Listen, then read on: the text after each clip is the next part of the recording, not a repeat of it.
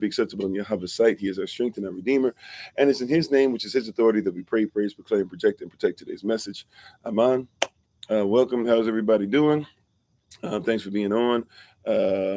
I am Pastor Kofi, Pastor Servant of Christ, where we are always changing lives one mind at a time by being a voice of the voiceless and speaking the unspoken. And today we're just going to do some Q&A stuff based upon the series we've been doing with Barashat, or what people call Genesis Revisited, because people don't know what it originally meant in the culture and all these different things. I once again give all honor and praise to the Most High, give all honor and praise to him for my wife, the Honorable Amma, who lives a life that's able to be honored. You can check her out on TikTok, YouTube, her website, and Pinterest at Bloom and Flourish. Not A&D, the letter N, Bloom and Flourish. She's a healer, herbalist, chemist, and biologist by degree. And I'm thankful and grateful for what she does in the community. She has many different tinctures, which are natural medicines, to be able to help people. And if you'd like to be able to find out more about it, you can contact us. And, you can reach her once again, just at Bloom and Flourish, or just contact us here. We'll make sure that she gets the message, and or that we give you her information. But to everybody, to the ministers, ministerial staff, to the moderators, to SOC, to Lottie Die, and everybody, whether you like us, dislike us, first time, one time of many, the list goes on and on. We appreciate you so very much. Thanks for spending some time with us. How you doing, Sister Benita? How you doing, Ali? How you doing, Sister Deborah? How you doing, Brother Clem? Hello, hi, grand rising to you. Hello, Hattie, Nay. I don't know if that's supposed to be Mr. Aristocrat, right? I'm not sure what that is. SRTSCAT. You said African Americans are among the true American Indians. Do you agree? I don't believe in African Americans or American Indians, but I get what you mean, right? The people who are told to be Indians because Christopher Columbus supposedly tricked everybody into doing that, even though he really didn't. And what we started calling African Americans in the late 70s, early 80s with Reverend Jesse Jackson and a group of others that were put together to say so. We are really the original. Well, a lot of us are. Now, I can't say every single Black person who exists right, because our diaspora is varied, but most of the people that are in the United States of America, at least most of the families, especially going back to the times of the, what would you call it? I guess like the freedmen.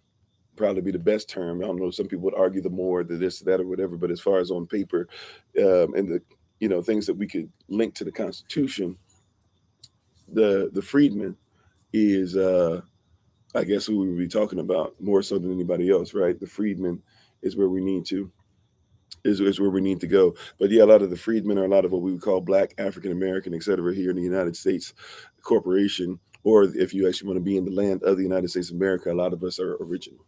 We have our origin here.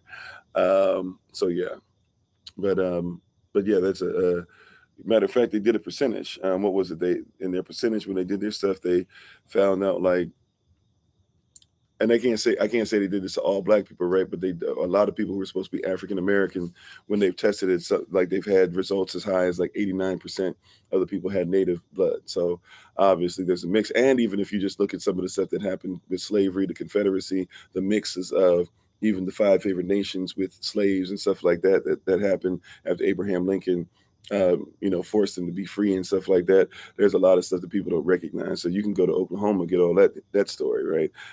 Just if you paid attention to what happened with the Supreme Court in Oklahoma recently with the 5 favored nations, a lot of people don't want to admit that it should have affected Black people, right, just as much as everybody else. So there's a lot going on there. How you doing, Sister Dawn? How you doing, VZ? Thanks for the compliment. How you doing, Servant of Yehovah? Brother Naya. Hello, users 380. How you doing? So yeah, we have those things, but this is kind of Q&A today. Hopefully we can have some Q&A regarding what we've been talking about the shuts, the book of Genesis. I know sometimes the Q&A goes in different directions, but we have been discussing the book of Genesis Revisited. This is part 12. I can't remember. What is this? Yeah, part 12 of the series. So feel free to look up what's going on. Okay, Saipan in the house. Saipan.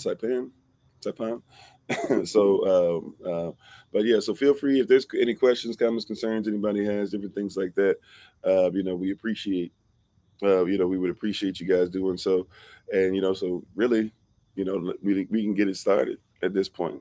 I think we usually come on and I begin to give the introduction and talk about what we are, and a lot of people who come on with us, they kind of leave, and then we're left with people that are ready to get it in. So, what's anybody have any questions?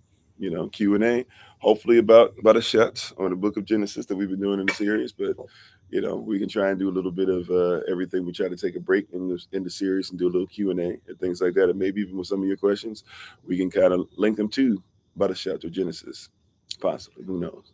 How you doing, Go Kenshi? Thanks for being part of the community. So does anybody have any questions, comments, or concerns about what we've gone through so far? Anything that you'd like to talk about? Certain things I probably say we might wait because we're probably going to address it later in the series anyways, or sometimes I might not have the answer. I'm not the Most High himself, and some things I'm going to make sure we're on here. We're very different. People want a lot of places where you're very opinionated. I try not to give opinion. I try to give contextual facts. Opinion doesn't really get us much of anywhere. Sometimes we might have to use opinion to fill in something.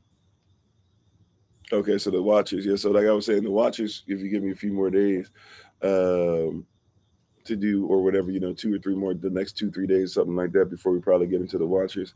Because even though they're really not in Genesis 1 and 2, I know because of the book of Enoch, people are going to want to present it. So we're going to get to that. But as far as the herbs, what was the question about the herbs? Or do those two go together?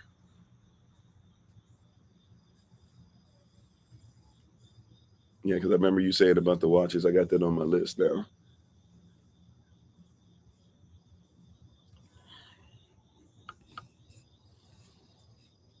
You said you had a question about the herbs. What specifically did you have a question about the herbs, Sister Barbara? I'm sorry.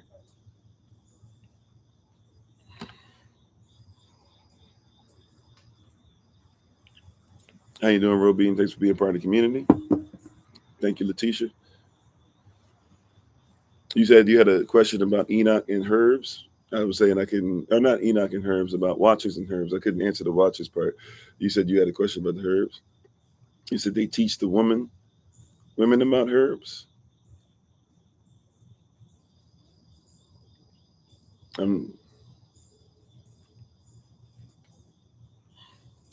How old is the earth? Nobody knows. I have something in my mouth.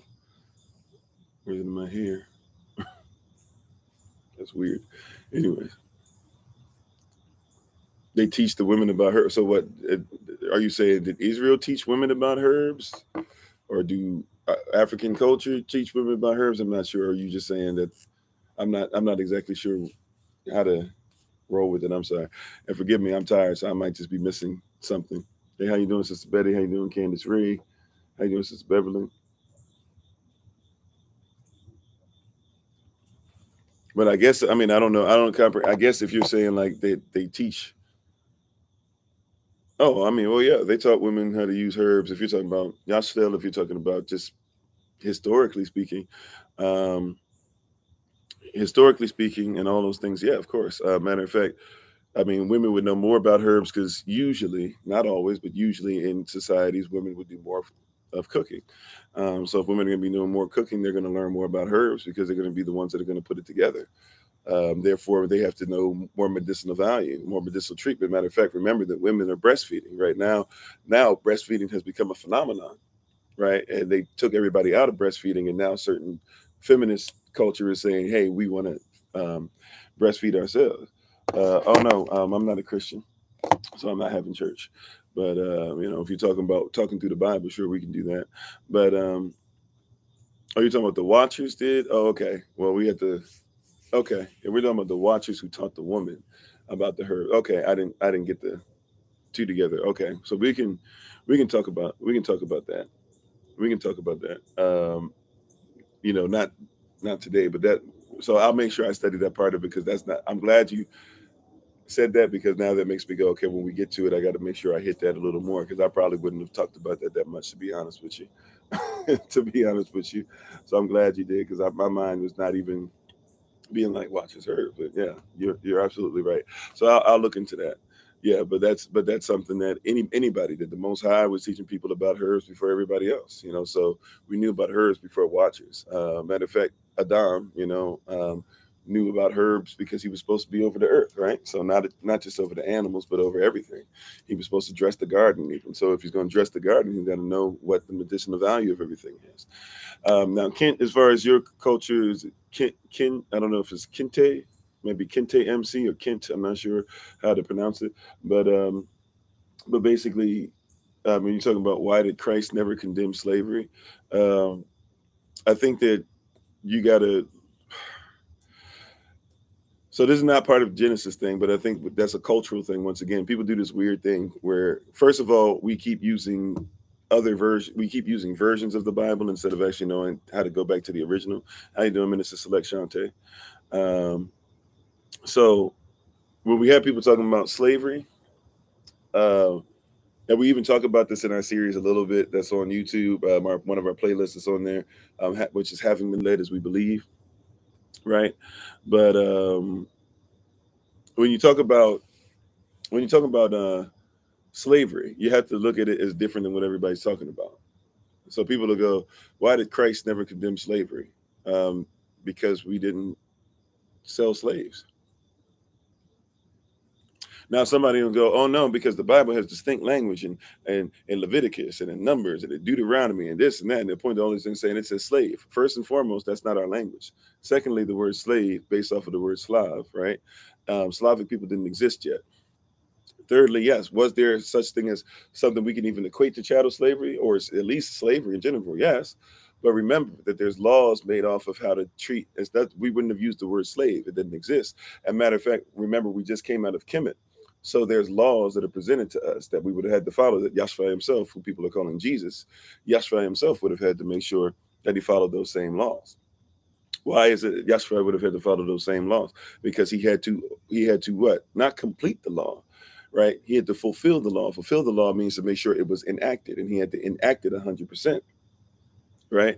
So if you enact it 100%, yes, I've read Ephesians chapter 6, verse 5. Ephesians chapter 6 is where you get starting to go into stuff where you start talking about later on, a few verses later, put on the full armor, and you got to get to the principality, the principle, the origin, the kingdom origin. That's what the word principle means in the same chapter that you're talking about, right? So I'm talking about the origin, right? So when you're talking about slavery, that word slavery didn't exist. Just like when people talk about homosexual and stuff like that, that word didn't exist. In our culture, we didn't have homosexuality. So why would you worry about that a word that didn't exist or something culture that's not existent? When you're speaking a language, you're speaking the culture. So when you're talking about slavery in the Bible, there was no slavery in the Bible. There was indentured servitude. And indentured servitude was something that people had to be released from, by the way, but it wasn't something that you think. Indentured servitude, you had to take care of the servant, you had to teach the servant, you had to take care of their house, you had to take care of their family, you had to allow them to marry into your family if they wanted to, all these different things, right? As long as they obeyed the law. Okay, if your thing is to be on some bully stuff or whatever, I promise you it's not working today, right? But I'll humor it, right? But you ask a question and then I begin to answer it, and then your whole thing is like you're not answering it the way I want you to, so you're going to do this. We ain't gonna get that far, right? We're not gonna get that far, right? You ain't a pushover, neither am I. So let's treat each other like human beings, and let's respect one another because I respect you. Hopefully, you do the same, right? Servants. Be obedient to them that are your masters according to the flesh, with fear and trembling in sight and singleness of your heart unto Christ, because that means he's talking about slavery, right? No, you're not talking about slavery. Once again, I don't have to go down the road that you want. I comprehend the culture, right? Once again, I'm gonna say this. If you do you know what by the shot means? Like, let's show how we're not on the same level. Going back to Genesis, right? Let's show how we're not on the same level. We're not talking about the same thing. Barashat, right? What does barashat mean? Help me out. Help me out, Kent, if you don't mind. Kente, I'm not sure how to pronounce it. If you can tell me how to pronounce it, because I don't want to be disrespectful when it comes to your name, right? But help me out, right? What does barashat mean, Kent? I'm just trying to show you something real quick. We're not gonna get an answer.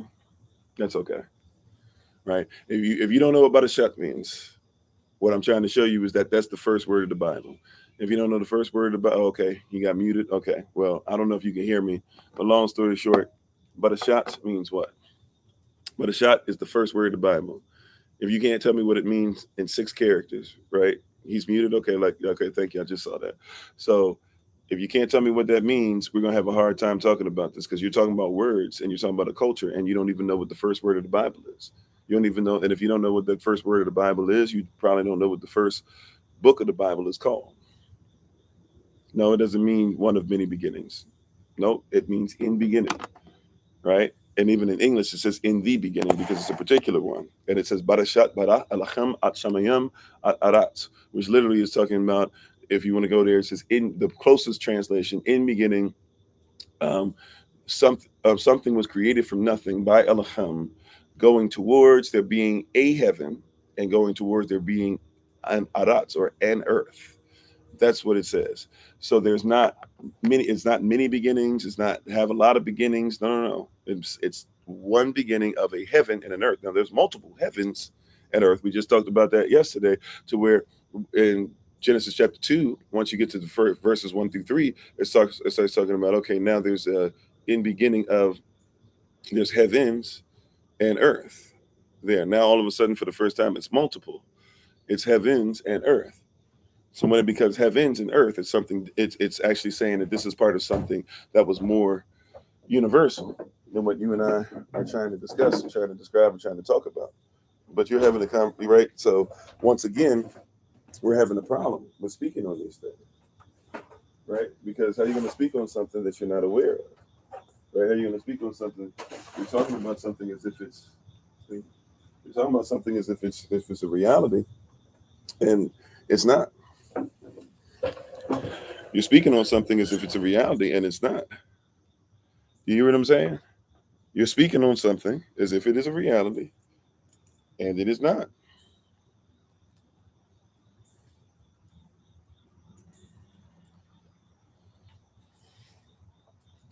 Right? So you're talking about slavery, right? And forgive me, I'm trying to set these things up so I don't get bit up by a bunch of mosquitoes out here. So you're talking about something as if it's a reality. You're saying that, see, the Bible doesn't talk about slavery. The Bible does. The Bible doesn't address slavery that much, because in our culture we didn't have slaves. Even when it comes to indentured servitude, there's something like, here's one of the easiest things you can do if you have questions about it, questions, comments, concerns, etc. One of the easiest things you can do, look up the year of Jubilee. You said how much I want to bet. I'm not a betting man, but since I'm sure about it, sure. Go ahead. Bet whatever you want. Right? I didn't just come up with this randomly. I've known this for years, and I've learned from people who look like me, don't look like me, who are Israelites, who are Jews, who are, Messianic Jews, etc. Right? I know the culture. I know how to write it out. So you can tell me whatever it is that you want. And by the way, I'm Israel. So go ahead and try to use somebody else's thing against me all you want. Even people who are Jews who say they're Israel, they still have to announce my people as being beta Israel, even though they want to say we're the same as them. So they say we're lower, we're beta, we're not alpha. But the reality is that I am who I say I am. And therefore I speak the language, and I have right to be able to speak language and to be able to interpret it correctly, because I speak it as somebody who is Israel. So whether you like that or not. All right. And I'm not just talking about that because I'm Rasta or something like that, because my folks are Jamaican. Right. I'm not, but I'm mixed with a lot. But I'm talking about, when you want to talk about it from a blood lineage, you can talk about it from me being Shwe. That means that I'm West African, over there where the scrolls still are, where they're burnt into it. Right. If you want to talk about it being from me being Kemetic, I'm talking about bloodline.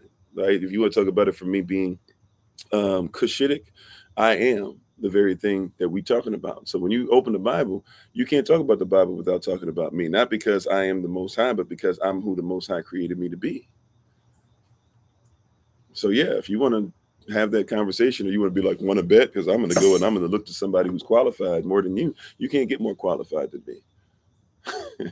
not because I think I'm all that, but because I know who I am. Once I found out who I am, matter of fact, I knew who I was, but my people weren't really concerned about giving me who I was, because they were trying to make sure I was Americanized as much as possible to fit in. That's what a lot of people who are immigrants to the Americas do. right? So they followed suit. But once I found out who I was, and then said, well, if that's who it is, and then if the Bible says this, and then if our Cushitic people said this, and then blah blah, well then I know who I am, right? Not because I'm all that, but because of what. Matter of fact, I'm all that because I'm myself. How about that? How you doing, Andrew? Right? I'm doing well. Thanks for asking. How you doing, Aphrodisia? So yeah, but we have a lot of people who are going to come on and try and make it something else or whatever. But the reality is, like, you're talking to the wrong person if your whole thing is to come on here and say, I absolutely know nothing about myself. Right? But we have a whole series. You can look this stuff up. Right? But we've been using the whiteboard out here to write this stuff out to make sure that people who are not aware of how this language works, right? But you've been looking at stuff that's not original, not an origin, not a kingdom origin. That's what a principality is for the person who, I guess, the person who got blocked or whatever. But they were talking about, origin, or read Ephesians chapter 6, verse 5. And it's like, well, you got to recognize that a slave is not the same thing you think it is. Once again, you can go to the year of Jubilee. I think that's where I was leaving off, right? And you can go to the year of Jubilee. And when you look at the year of Jubilee, you'll discover that in the year of Jubilee, what did they have to do? How you doing, Brother TJ? How you doing, Sister Nakia? They had to release anybody of debt, not release slave. They had to release anybody of debt. Now, what is a slave? A slave is somebody who's in debt. A person in debt is a slave. That's why somebody who's in debt, if they don't pay off their debts, you can go to prison. Why can you go to prison? Because a prisoner by the 13th Amendment is a slave. So if you don't pay off your debt, your slavery goes from you being able to run around and just hope that you can pay something off to now you got to go behind bars. Right? That's why the Bible tries to teach people things like, hey, don't go into debt. Sermon on the Mount, Matthew chapter 5, verses 20. Maybe it's verses 17 through 20, or verses 21 through 26. I think it's verses 17 through 20. Warns us about going into debt and warns us about being angry. A person who is angry is in debt to whatever they're angry to, and also debt in general is bad. Yashra speaks on that. How you doing, Brother TJ? Another Brother TJ on. Right? This is this is what your Bible talks about. So when you're talking about this stuff as far as slavery, if somebody gets themselves in debt, then they are by definition a slave. But we did indentured servitude. We did the same thing that you do when you job out to somebody, right? You go to your job and you use your social security number, even though you're not supposed to legally use that as a form of identification, but you do it anyways, right? And then when you go to your you go to your job, and you do that or whatever, or you use your passport, which says that you're a slave to the United States, because a lot of you are not, don't have it on there as being non-citizen nationals. But you go to these places and you get your job and you sign off that you're going to do this for this many hours, and that you'll make sure that you represent the company in this way, and that you have to make sure that you put in this many hours, and you're allowed to have vacation time, possibly a week or 2 weeks. That's indentured servitude. How do you compare that to chattel slavery? Now, you can have an enslaved mind. That's an indentured servitude. But indentured servitude is not the same as chattel slavery. But because somebody doesn't comprehend culture and doesn't even realize that in our culture, every 50 years, any debt that a family might incur has to be wiped out. There's people that are still trying to pay off debts from 200 years ago. You're having a different conversation. Not to come against you, but you're having a different conversation. But today's about Q&A. Any questions, comments, and concerns, hopefully related about the book of Genesis, but if you have something else, maybe we can answer, and trying to put it back to the book of Genesis. As I've said before, some of these questions that you guys ask, I might just say, hey, I don't have the answer, or I might say that we're going to give the answer, but it's going to be in, I'd like to wait until the series goes, etc. Right? But yeah, that death thing is important, right? That's why death happens in Genesis, right? Genesis 3, right? You got to remember, death existed, but it had no power until man sinned. Did y'all catch that? Like that's about a shut. That's a Genesis principle.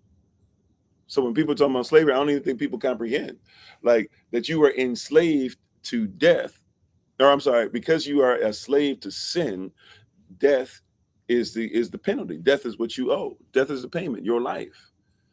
You can choose to not sin, Adam, right, and not eat of the fruit.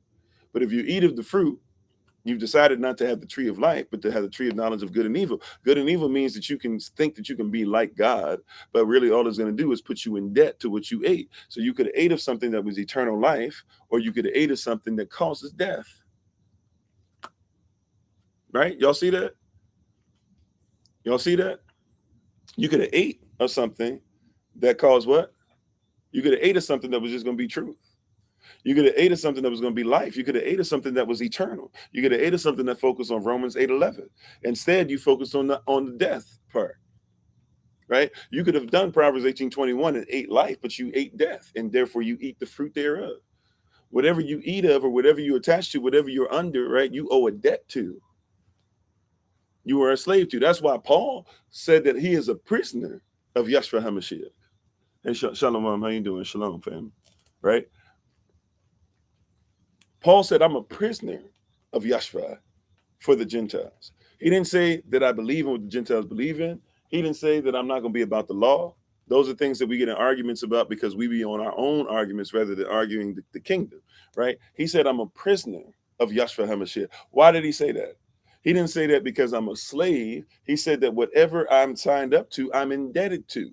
So if Yeshua died for me, if you believe that, right, that Yeshua died for me, then guess what? Then that means I'm in debt to him. If I'm in debt to him, then I'm in prison to what he says. If I'm in prison to what he says, then I must follow what he says. Y'all might not like it, but that's why you guys are paying your school loans. You thought that school was the way to go. You thought that college was the way to go. You thought that all these things that you were going through had to be the way to go, right? And so you went to college, you went to school, you did all those things, right? And you finished, and now you were left with what? Debt. Amen. That's what you were left with. You were left with debt. You signed up for it.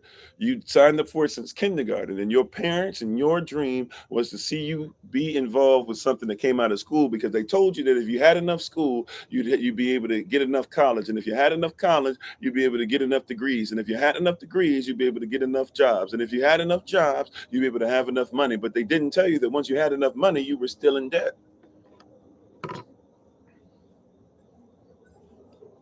Amen. Right? It's a principle. Right?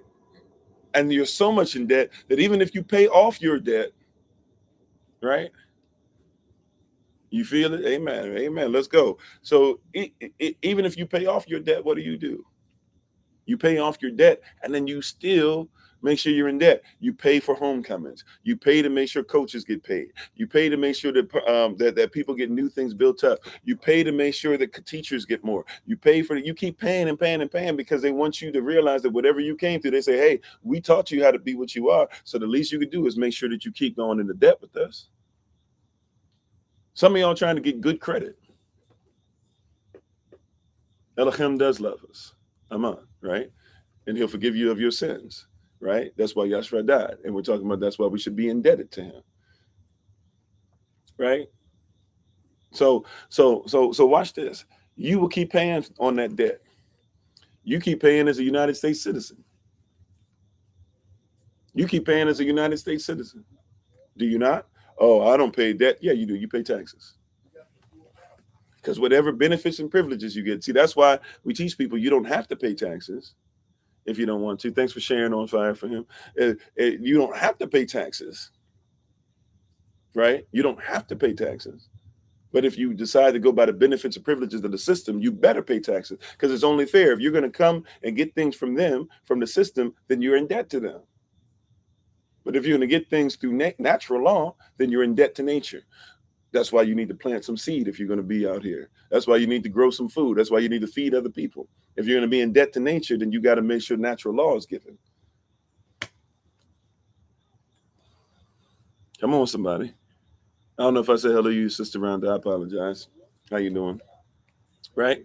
If you're going to be in debt to the world, then you better render Caesar's things to Caesar. But if you're going to be in debt to the kingdom, then pay Elohim's things to Elohim. That's why you pay taxes. You pay taxes because you deal with benefits and privileges. If my child is homeschooled, why am I paying school taxes? I'm not. That's legal. That's lawful. There's nothing wrong with that. IRS can't come talking about I need to pay some school taxes, right? Yeah, non-vaccinated children being banned from schools, and it doesn't make sense because that school should be in debt to the child if the parent of the child is in debt to paying taxes. It shows that they don't obey law. They're not legal. Straight up. I apologize. This is aloe vera. This is not a great example. It does have some raised sugar levels, so I do apologize about it. But I need to get some energy going this rising.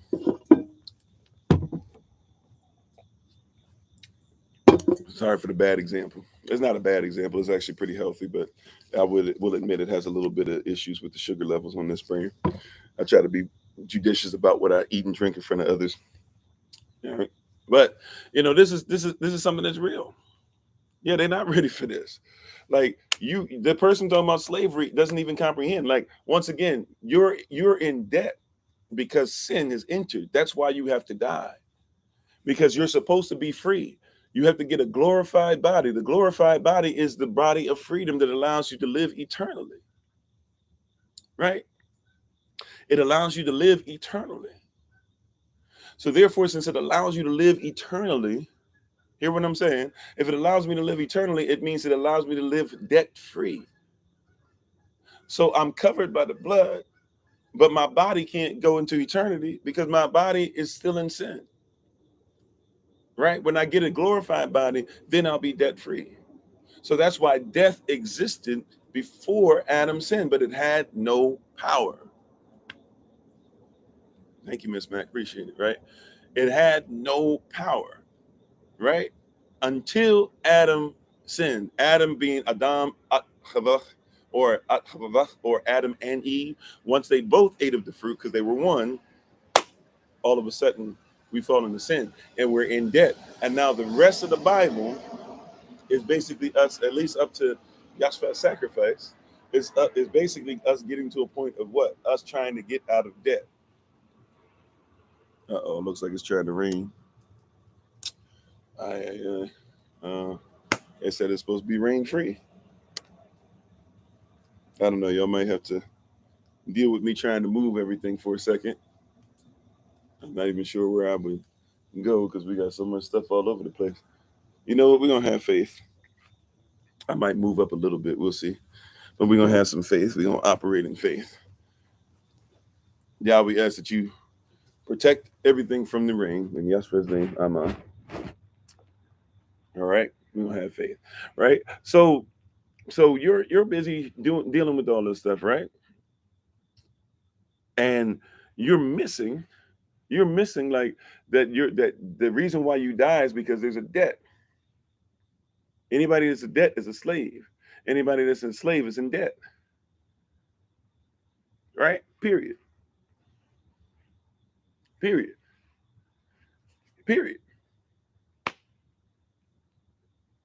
Anybody that's in debt is a slave, and anybody that's a slave is in debt. So if your child has to go to school, you better pay school taxes because that's the system you send your child to, and you better render Caesar's things to Caesar's. Period.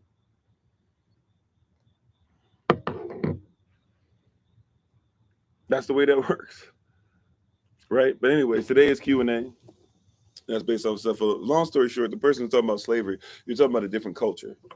We didn't have slaves. We might have had indentured servants, but we didn't have slaves. And indentured servitude, it works a whole lot different than slavery. And even the slavery that you're trying to talk about that happened in biblical times, not with us, but other people around us, because people enslaved us, right? But even that, it's slavery that happened. It wasn't to the level of chattel slavery that happens today. So when somebody says, why did Yahshua, or they call him Jesus, why did he not condemn slavery? He didn't condemn slavery because they didn't have slaves. Slavic people didn't even exist yet, right? But if you're not careful, they'll try to get you on some verses. Oh, well, what was the one they gave us? Ephesians 6:5, right? And that's one everybody tries to pull out when, servants. Now, does it say slaves? Of course not. But, you know, he didn't stay on long enough to get that. Maybe he's still muted listening, or she's still muted listening. I don't know. But it said servants. So he's like, it says servants, be obedient to them that are your masters. Number one, masters doesn't even mean what you think it means. Y'all know when you see the word master, right? Now they change some of the times to put master in there too, so you got to be careful. But the word master doesn't mean what you think it is. Owner and master are not the same thing. You think that a slave master is a slave owner, which, by the way, is bad to be a slave master anyways. But a slave master is a slave teacher. A master is a teacher. A master is somebody that does the same thing that the others do and is a teacher of them. So really an overseer who was a white guy who basically was underneath the same slave master, but was in a position to teach the slaves how to be better slaves than he was. He was the slave master. The slave owner was not always the slave master. A master was a teacher. That's why they called Yashveh. They said master.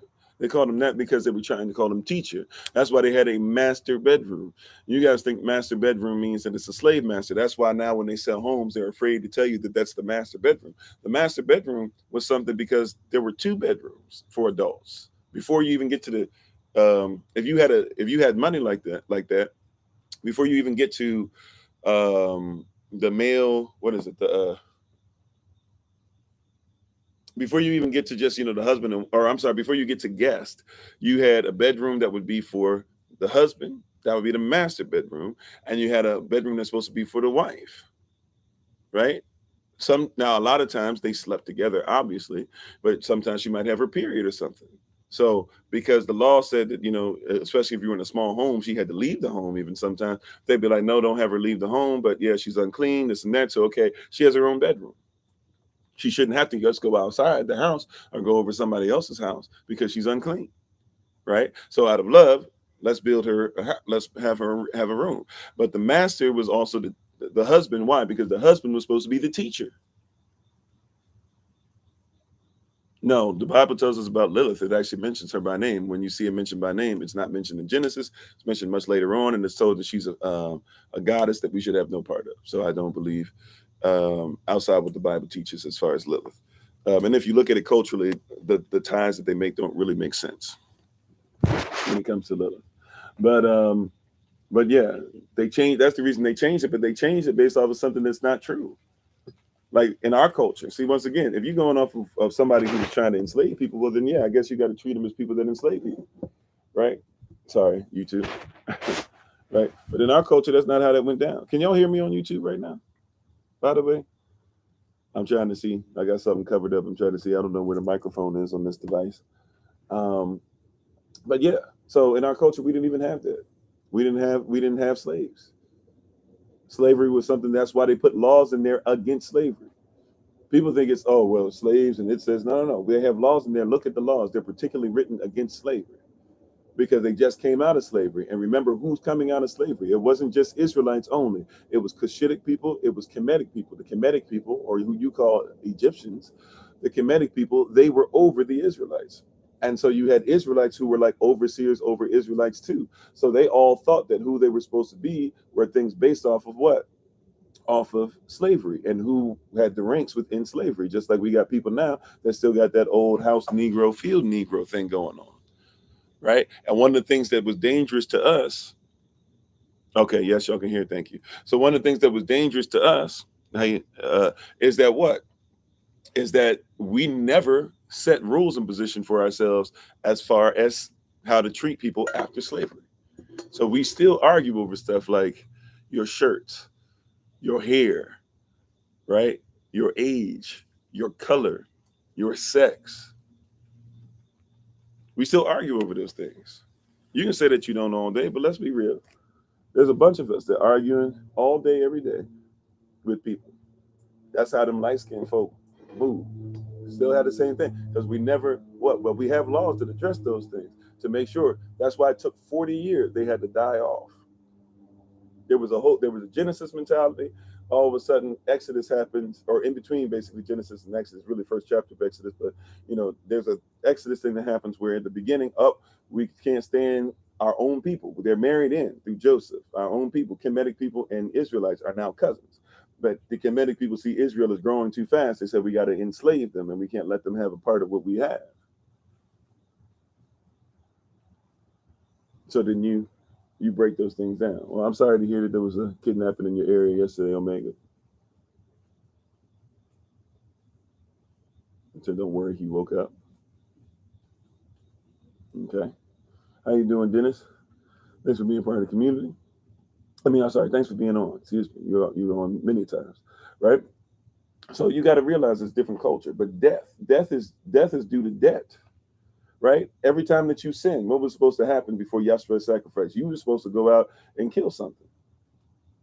As gory as you feel that it is, as many people say that they can't stand to see, sheep get killed and stuff in front of them and all these different things that happen or whatever. That was what was supposed to happen.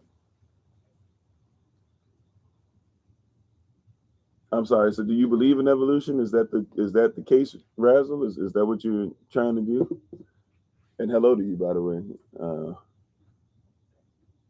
Okay, so you believe in evolution. So I think you should start off with hellos, and it's fine if you believe in evolution.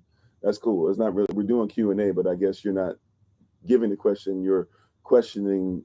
As a matter of fact, you're not even questioning. You're just demanding that what you say is correct. No problem. I'll go ahead and be nice to you, even if you're coming in to try and bash what we're saying and not have proper conversation. Question to you: which kind of evolution? I guess. Do you know? There's 6 types of evolution, correct? Evolution has been found wanting. That's not true at all. When they started teaching people about pigs and stuff had gills and stuff, they found out that people lied about that and modified that. And if nothing else, it was actually just folds of skin that were developing. And they found out that the people who taught it on purpose. Remember, there were people that were drawing pictures in Germany, and it was based off of a guy who loved Darwin, and he was drawing pictures, making sure that there was a Bigfoot, the missing link, but he was putting mustaches on it. Evolution has been found wanting. Now, as far as but Christianity has been found wanting too. So I don't think that that's something that we should use on either side. What I would say to you though is this: do you believe in Darwinism? No, they found out that was a lie. You're still going off of a lie. They've actually proven, like, just because it's still in books, they know that it was a lie. They kicked the person out who started drawing those pictures. They don't have gills. They don't have gills. Now, it still might be an argument because people are arguing theories versus facts, but we know they don't have gills. But like I said, let's just leave that there. Do you believe in Darwinism?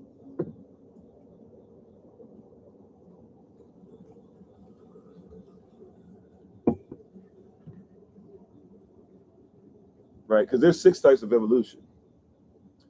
Yeah, that's fine. Do you believe in Darwinism? If we're not going to do that, then we can just go ahead and be finished with the conversation. But I'm not, like, you came to the wrong platform. This is ours.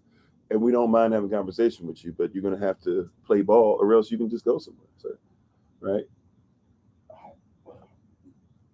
You're not, okay. Since you're not going to answer the question, and thanks for being on, right? I'm going to go ahead and answer the question for you, right? You believe in Darwinism somewhat, if not all the way, by how you're talking. So allow me to go ahead and tell you that Charles Darwin wrote Evolution as a preacher who went to school, had his school paid for, right? So he only went to school for a year, did whatever he wanted, looked at some things under a microscope, and then they basically said, you are, in fact, a, yeah, I saw you mute him, that you were for 5 minutes, right? So he might be listening. We're ready to charge back in and tell me how wrong I am, if he's willing to listen. But Darwin wrote, basically did those things coming from a racist background, even though his father was a preacher, right? Look at what happened with his father as far as racism and his belief system. By the way, Charles Darwin was also a lunatic, not crazy. I'm talking about he actually worshiped the moon. That's what the original definition of a lunatic is. Charles Darwin also wrote his book and told you what he was writing it about. His uncle, by the way, who was a Darwin as well, was a racist and hated anything having to do with the Most High. And so Darwin, although he was raised to be a preacher and became a preacher, that's what his degree is in preaching, right? As much as you're trying to make sure you're against creationism, if you were of anything, you would actually say, well, he who was raised in creationism became somebody who was the launching point for what we have as modern day evolution today, right? You should have. You should have started with that. I think it would have been a better way. But here's the deal. Charles Darwin's book tells us what he believes in. Because you're talking about Google, what I don't know, right? And I know what I'm saying is factual. I know for a fact that they proved decades ago that human beings do not have gills. That whole thing started as a theory that somebody wrote because they were saying that, hey, these things look like gills. And so rather than them proving they were gills, somebody started writing it out. I can't remember. It was a German guy who was the most famous for doing so. They started drawing pictures and started putting the pictures in a particular order. Sometimes they would even change the order of pictures of not just humans, but even pigs and things like that to make it look like, oh yeah, they this is the way they develop and they have gills and stuff like that. But then they found out later on, they're just folds. The skin is developing. There are no bones in certain places. There aren't structure. And so what you're calling gills are just folds, right? They are not some version of seahorses or fish or things like that. They're not, right? But even if you don't want to go there, look at the definition of Charles Darwin's book. Look at the definition of Charles Darwin's book. What is his book called? The big one, the one that everybody loves so much. His book is called The Origin of Species, colon. So he's saying whatever the origin of species is, this is how I'm talking about the origin. What's the next part out of the colon? The theory of evolution, not the fact. So you keep saying it's not disproven, but it's not a fact, it's a theory. No, I didn't have a chance to look up some of else stuff, at least not as of yet. Sorry about that, aphrodisiac. I might have to, I don't know, maybe we can even look at it some today. I don't know. But you have, what was I saying? Oh yeah, so you have him, it says the origin of species, colon, the theory of evolution. Right? And then what's this next part say of the book that you don't want to talk about? People never want to bring this part up. Let's be a part of community searching for truth. What's the next part of the book called? What's the next part of the title called? Darwin wrote a book called The Origin of Species, colon, the theory of evolution. Then the next part of it says the struggle for survival of favored races. Did y'all catch that? It's called the Origin of Species. This is his book, The Origin of Species, colon, the theory of evolution, right? Then and said the struggle for survival of favored races. Thanks for being part of the community, Rebecca. So what does that mean? He wrote a book to make sure that it was okay to make sure that people knew that white people are on top and black people on the bottom, and he based it off of something called evolution. That's what Charles Darwin's stuff was about. Now go read the book when you get a chance, and you'll discover that he even has things outlined. And he says, see, so white people came from this animal, and Caucasians came from this animal, and Indians came from this animal, and indigenous people to the Americas came from this animal, and Asiatic people came from this animal, and this type of Asiatic person came from this, and African people from here came from here, and blah, blah. Like he puts it out and outlines it. I think it's in like 8 groups, if I remember correctly, 8 different groups. At least, where he said that, hey, we need to put these people in these particular places. And we've shown you guys on some of the other videos in the past where they did that, in chattel slavery times. They just continued the same conversation. Right now, let's keep on going, though, because people are going to use Darwin as evolution. They're going to say evolutionism trumps creationism. OK, so evolutionism is something that's demanded to help white people be on top, black people on the bottom. Right. Now, once that's there in the book, what's the next part that we have? What's the next piece of evidence that we have? No, well, that's not what Darwin said. See, that's what I'm saying. And a lot of the stuff that we're doing is Darwinistic, right? And even if you were to try to say everybody evolved from Africa, there's still no evidence, because here's the thing. You can talk about it as been found wanting, but you still have no evidence because you can't scientifically prove what happened millions of years ago. You can only theorize on it. So even if you're saying that your theory is true and you believe in it, then that's where faith kicks in. So stop acting like your faith is better than somebody else's faith when you can't prove it anything outside of your heart. No, evolution can't say anything because evolution was written by man, just like you say the Bible is. I'm already hip to where we headed. I do this all day, every day, right? Evolution is written by man. And evolution that you're talking about that now you're trying to say comes out of Africa goes against the evolution that was taught, right? Don't forget that there's things that you can look up called the doctrine of discovery. What's the doctrine of discovery? Hopefully you'll answer questions this time now that you've been brought on again. What is the doctrine of discovery? Do you know what the doctrine of discovery is?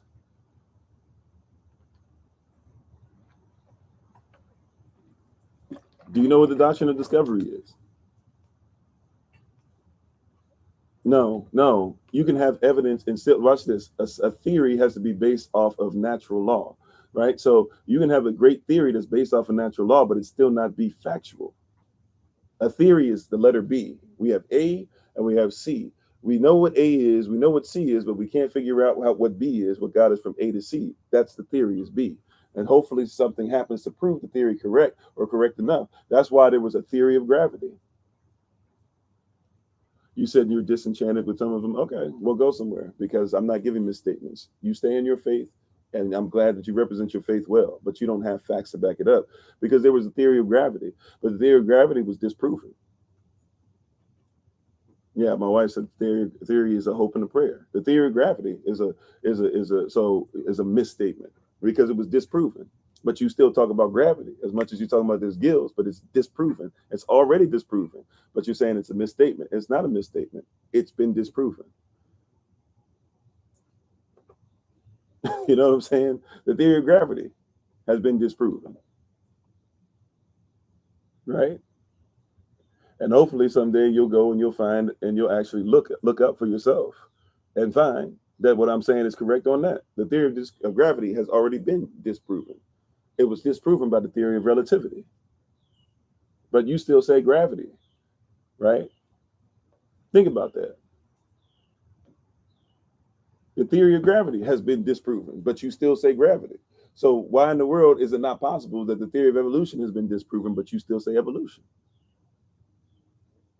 You said, how has it been disproven? Look up the theory of relativity. That's why he got all the props he did. When Einstein proved the theory of relativity, which, by the way, that theory has been disproven since too, right? But Einstein's theory of relativity was supposed to answer the questions that the theory of gravity had. Maybe you don't know this, but Sir Isaac Newton on his deathbed, he didn't want to have anything to do with the theory of gravity because he realized it was wrong too. The theory of gravity does just not mean what comes up must go down. It does not mean what pulls us down. It means what pulls us in place, what causes us not to go side to side, what causes us to make sure that we have inertia, what causes our organs to move, but our body doesn't move. All these different things, right? Or at least to move at different rates. All these different things, energy-wise, what causes the sun to be in place. That's what the theory of gravity was supposed to be. Einstein's theory of relativity disproved the theory of gravity. That's why it made him such a big deal. That's why he became an overnight, superstar. I mean, he was already a superstar, kind of, sort of, but he definitely became an overnight superstar when he disproved the theory of gravity. That's what the theory of relativity did. But you still say gravity is the point, right? Even though it's been disproven. Just because we say a thing doesn't mean that thing is real. Just because you say, like, for example, people say, oh, I'm African American. African American didn't exist until the 1980s, 1970s at the earliest. Right? So just because somebody believes in the theory of gravity doesn't mean that it's real.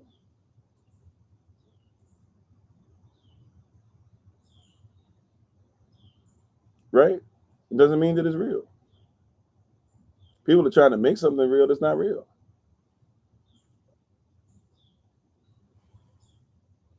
So we've been talking about that for a while. So I can't really go through all the creation and stuff like that again because we literally did like 2 to 3 hour parts. 11. This is part 12 of the series. But I mean, I guess which part are you talking about as far as the creation of man? They number, first of all, there's 7 yams, right? Yam Aleph, Yam Bet, Yam Gamal, Yam Dalet, Yam He, Yam Vav, Yam Zayin. Now, long story short, that's our Hebrew characters. Each character, it doubles as what you might call a letter, right? But each pictograph also doubles as a number as well. And so Aleph means the father of the source in the first period of time. So Yam's days are not 24-hour periods. Matter of fact, even up until modern times, we really didn't necessarily use 24-hour periods either. That's why you have 1 a.m. and 1 p.m. and 2 a.m. and 2 p.m. and 3 a.m. and 3 p.m. because it used to be that an hour was 120 minutes, right? You know, and so why people get mad or offended at others, creators, or beliefs. Well, I'm not mad or offended. I'm just telling you what the belief system is over here, right? This is the context that we get to give because this is our culture. This is what we live. This is who we are. This is how we operate. So I get to explain what it is that we do. A lot of people are mad because the person explaining it, when you talk about the culture, I live the culture. I legit live the culture of the people who are in the Bible. And I, by blood, even am the person who you see. When you see Moses who writes it, you got to see me. And people don't like that. They find it weird. They find it maddening because they've been in another system for so long. But I don't have a problem with it.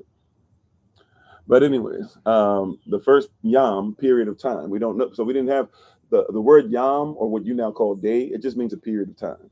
For example, you're in the Sunday, right? So Sunday is the day, a period of time that you worship the sun. Monday is what? Moon day. So you think of it just 24 hours. There are periods of time to do something. So what's moon day? Monday, the day of time, period of time that you worship the moon. What's Tuesday? Tuesday is the period of time that you worship the god or the deity or the deist or the spirit of war. Wednesday, what's Wednesday? That's actually the day that you're going to worship and lift up Odin. Thursday, what's Thursday? Well, that's Thursday. That's the day or the period of time you're going to take time out to lift up or worship Thor.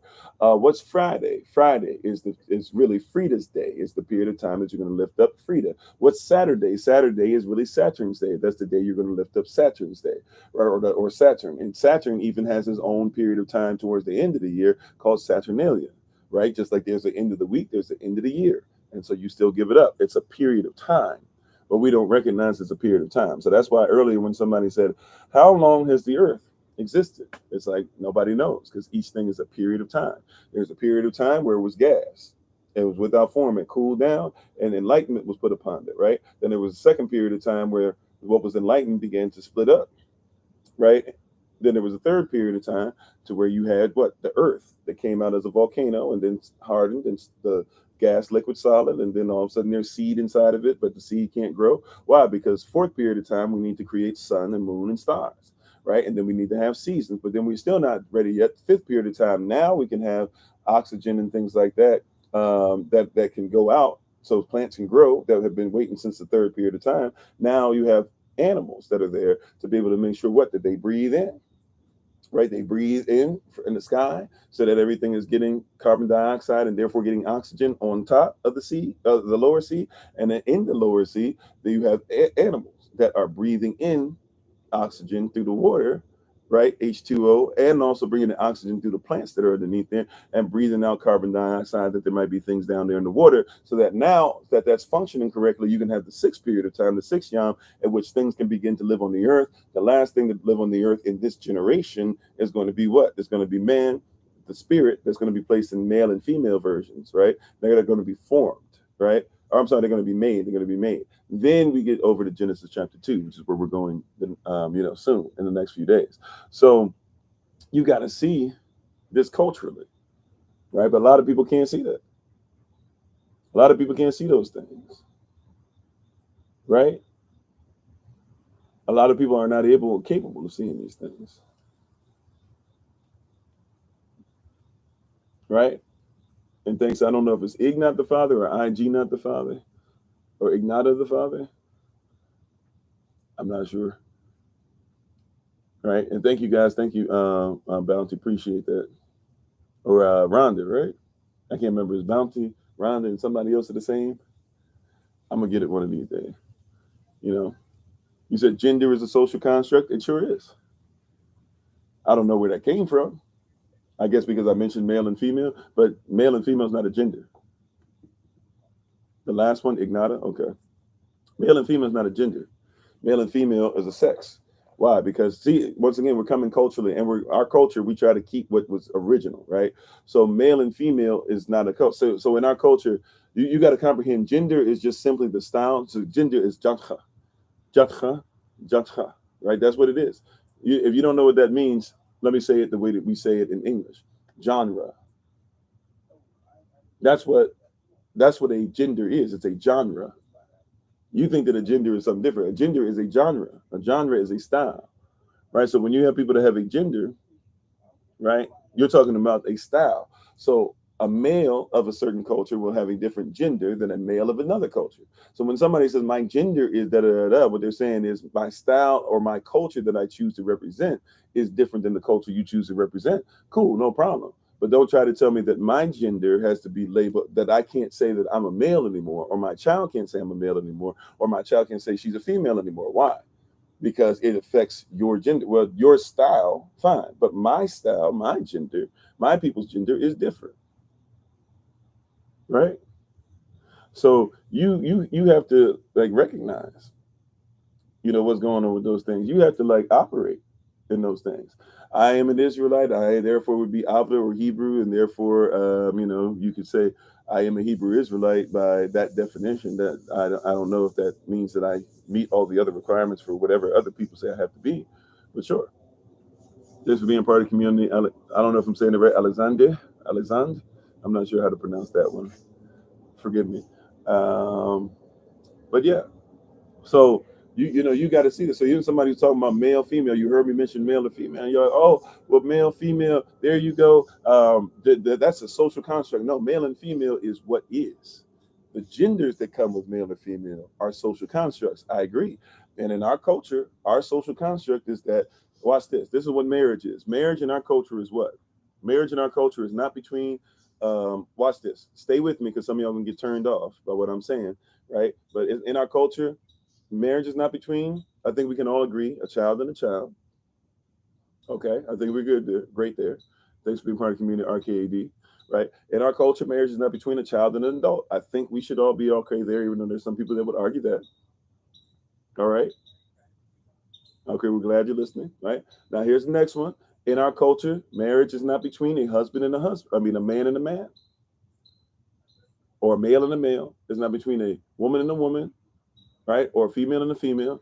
Watch this. In our culture, marriage is not between a husband and a husband, a wife and a wife. In our culture, marriage is not between a man and a woman. Uh-oh. See, you don't know how gender works. So let's get the style or the gender appropriate, right? In our culture, marriage is not between a man and a wife. Somebody missed it already, right? If you haven't been with us a while, you're missing what I'm saying, but stay with me. In our culture, marriage is not between a woman and a husband. In our culture, marriage is between a husband and a wife. In our culture, you must be pre-qualified already as a husband and a wife to be able to be married. If you are not pre-qualified as a husband, if you are not pre-qualified as a wife, you are not allowed to have marriage. Now, what is marriage in our culture? Marriage is sex, and sex is marriage. Period. Matter of fact, in your culture, it is in Western society that you cape up for, and you make sure you go to the church, you make sure you go somewhere, and you get the signature, and you make sure the United States Corporation signs off. In your culture, that's why if you walk down the aisle with somebody today, and a few months from now, y'all aren't getting along, and y'all haven't had sex, and you go in front of the judge, and you say, you know what, she won't have sex with me, or he won't have sex with me. The judge looks at the other person, says, is that true? You say, yeah, we haven't had sex. They will annul the marriage. Why? It's as if it never happened, because if there's no consummation, there is no marriage. That's why you have common law marriages, because it's assumed that people who are living together in a common fashion are going to be having sex commonly. Uh-oh. But that's why you got to study law instead of getting to legalism. Lawful and legal, you need to know both. But everything that's legal is not lawful, and everything that's lawful is not legal. It may be legal for you to go ahead and call yourself whatever genre you want, or gender you want, or style you want. But the reality is that it's not lawful. It's not natural. Natural law is lawful. Universal law is lawful. Kingdom law is lawful. Marital law is lawful. Procedural law is lawful. Remedial law is lawful, substantive law is lawful, public law is lawful, private law is lawful, common law is lawful, et cetera, et cetera. Those things are lawful, but just because you're doing whatever you want legally doesn't mean we're doing this lawful. Right? You can be legally part of the United States Corporation and not lawfully part of the United States of America. Right? Lawful supersedes legal every time. Just because somebody can be arrested for something that's illegal doesn't mean they did anything unlawful. That's why a lot of times people get arrested and y'all be upset. Like, how they get arrested for that? They did something illegal, but it's not unlawful. Matter of fact, we use this as a real easy way for you to see it. You ready for this? What is a platonic relationship? And if those of you who already been with us for a while don't answer, I want somebody fresh to get this, because I want us to get this context. How you doing, Solo Dolo? Right? I want people to get this context together. What is an illegal marriage? I mean, I'm sorry, I'm going to another place. Sorry, what did I just say? Oh, what is a platonic relationship? Somebody help me. What is a platonic relationship?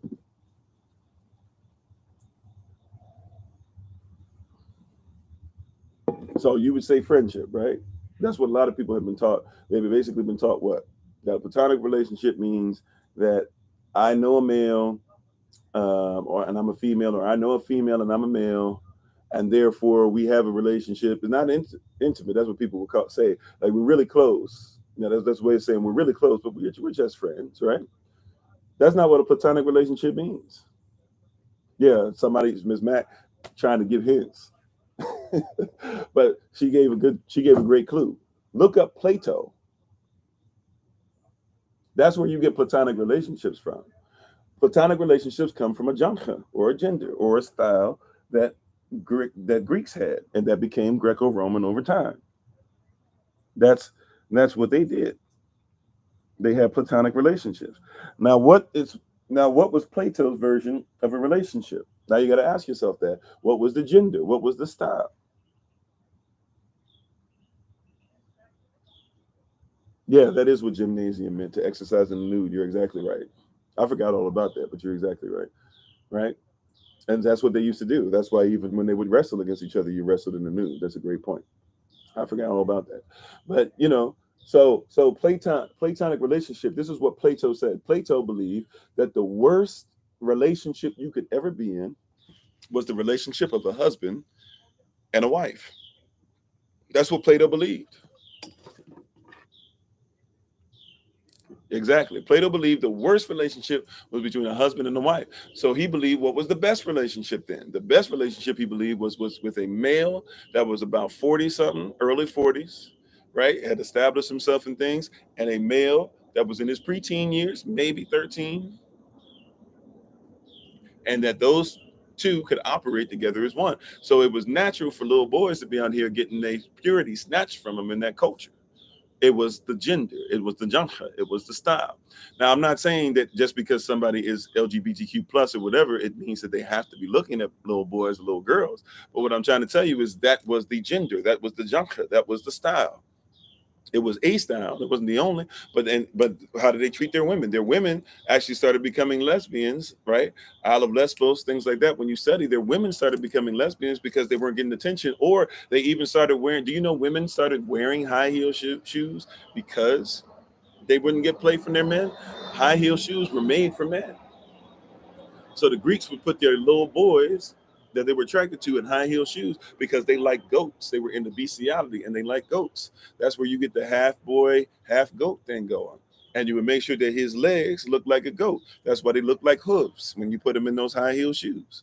Right? Some of y'all got the open toe high heel shoes, but if you got the closed ones, they look like hooves, don't they? Or if they only look like two toes are coming through, they look like hooves. And by the way, we know, physically speaking, right, medically speaking, high heel shoes are worse for females than they are for males. Y'all didn't even know that. Physically speaking, medically, scientifically speaking, high heel shoes are worse for women. They mess up your the position of your ovaries. They mess up the position of your womb. And so a lot of women will have miscarriages or will not be able to have babies at all, sometimes because they've been wearing the high heel shoes a little too much. I'm not saying that there's no exceptions, but I'm telling you, like, this is something that has actually been shown, that if you're a woman who wears high heel shoes a lot, um, um, percentage wise, you're going to have more problems in that area, right? Percentage wise, you are. So they weren't designed. It's because they weren't designed for you. By the way, that's why, like, and I'm not saying that women get rid of your bras, get rid of your high heel shoes, get rid of the stuff I'm talking about, or your makeup even, or your clothes. But I'm just trying to give you something that we need to get right. Like that's the reason why women who wear bras more, right? Women who wear bras more, like all the time, don't take them off ever, not even in the house, all that stuff. Like, they actually have a problem with their breast sagging more than women who don't wear bras, because the bra was not made by you. It was made by a person who was not you. It was made by a male. And it was made by a male who was doing stuff in the closet with little boys.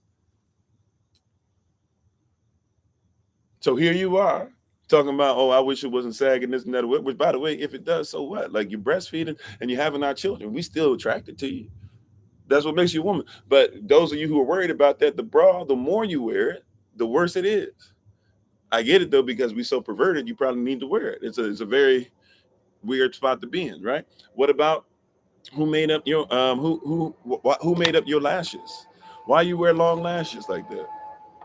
We're not 100% sure where it came from, but it's probably some truth that it came from, European prostitutes. It's a style, it's a junction, right? European prostitutes. So women who are not trying to be in marriages, right, and are trying to basically be some guy's dream out there, figured that her lashes are there. But men don't even really like long lashes. I have yet to meet a man. I have yet to meet a man. Any of my boys, we've been together, and they be like, and they be talking about what's attractive on a woman, and eyelashes have ever came out. I've never seen it. I've never heard it where, like, we were having a conversation and somebody was like, yo, man, them eyelashes on girls, man, they be turning me on. I don't want to go to where I was going to go. I was even going to talk about well, you know what? I've told y'all before, I used to have a issue with porno or whatever, right? Even in those days, I can't remember one time looking at a girl in any position and being like, yo, them lashes right there. You know what I'm saying?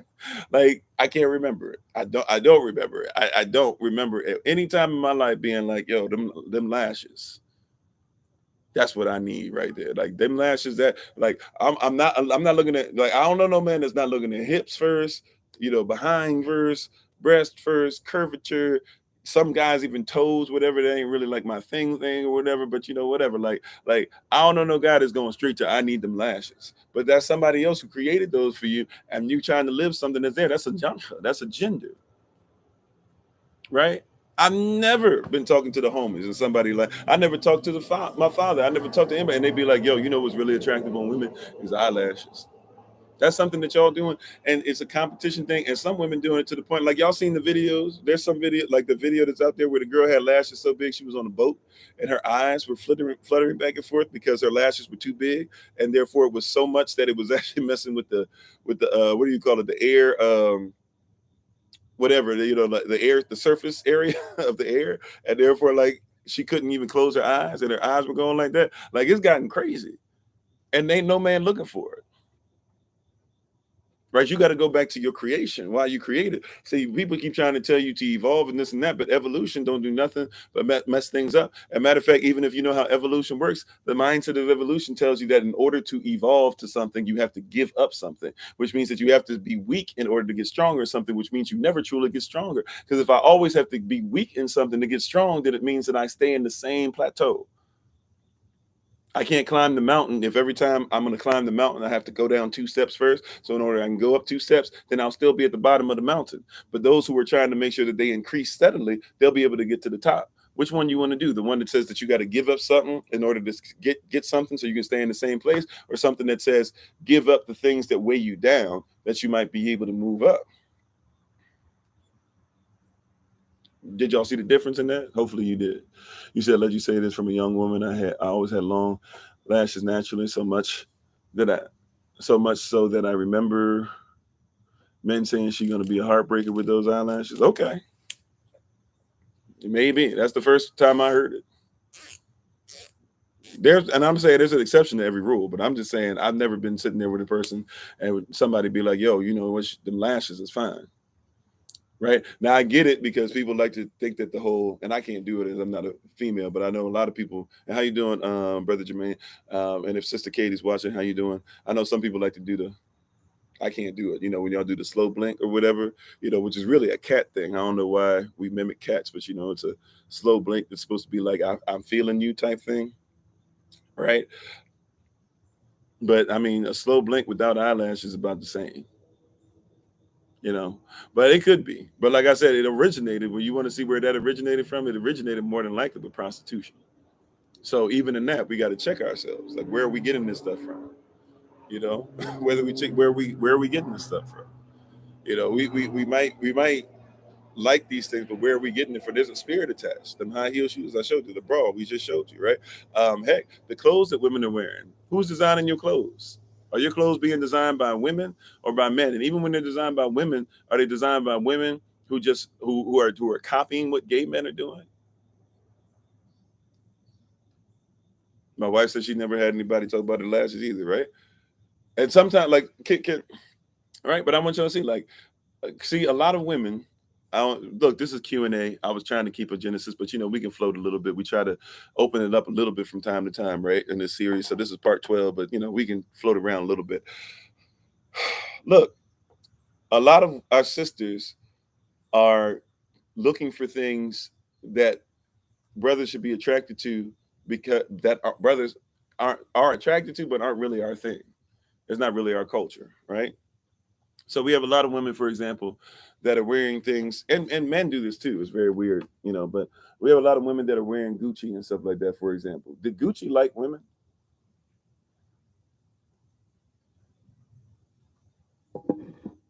Did Gucci like women? Right? If you like Versace, did Versace like women? Whether Calvin Klein said what people say Calvin Klein said or not, is he married to you?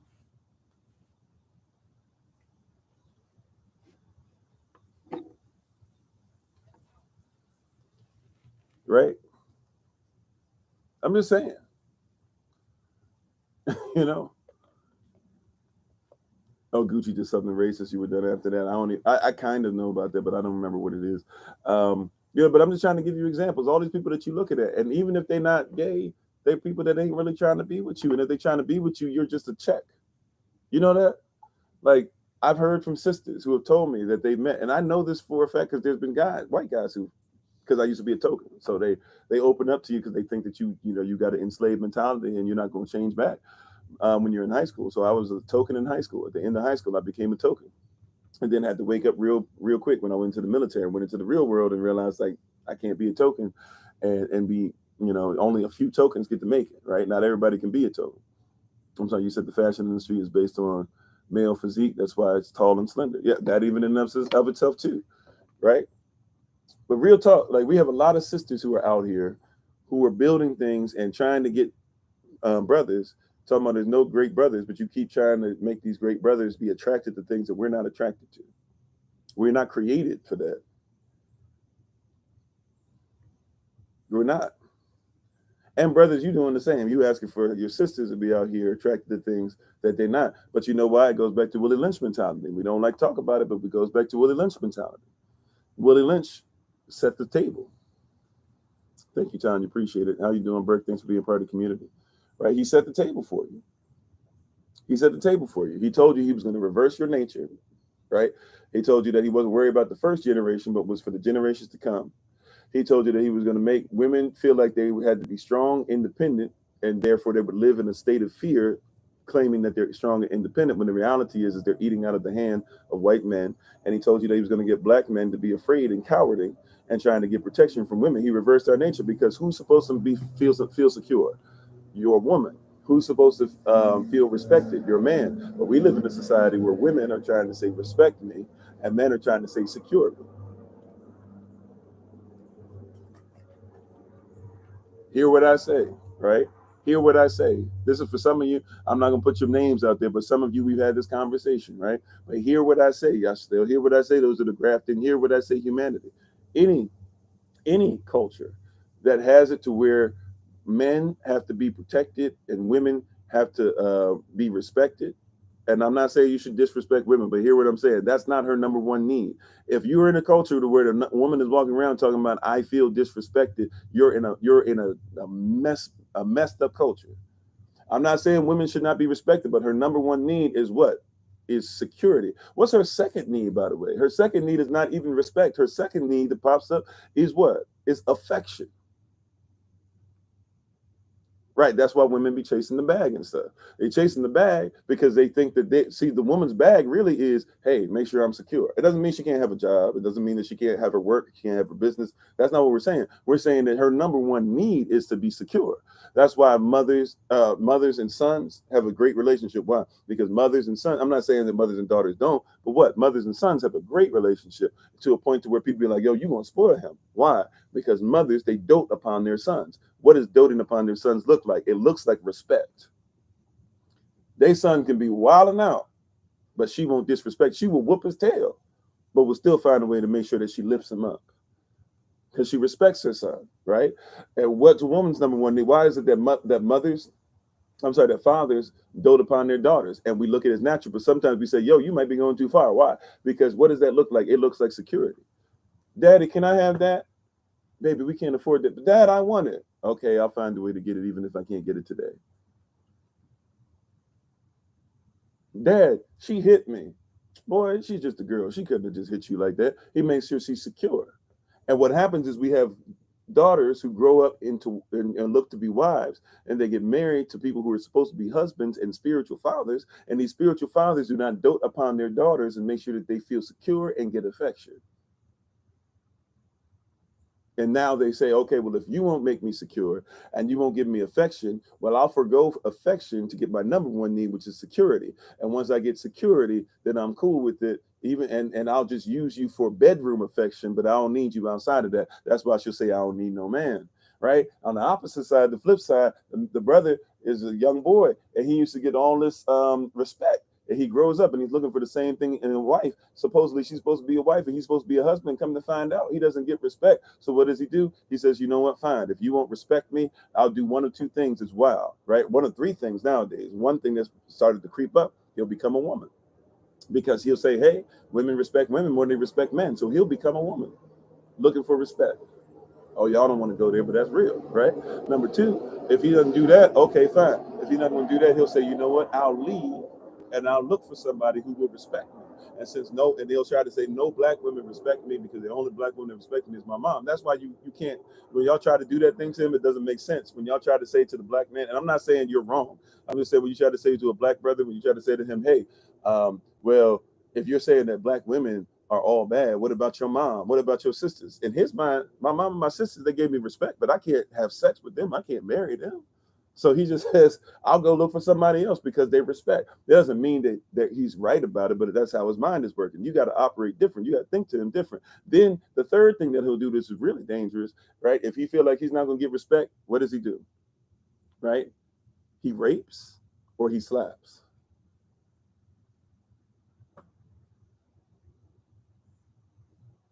Nobody will show me respect as a man. Pow. You won't be quiet and listen when I have anything to say. Pow. Like, that's a dangerous person to be around.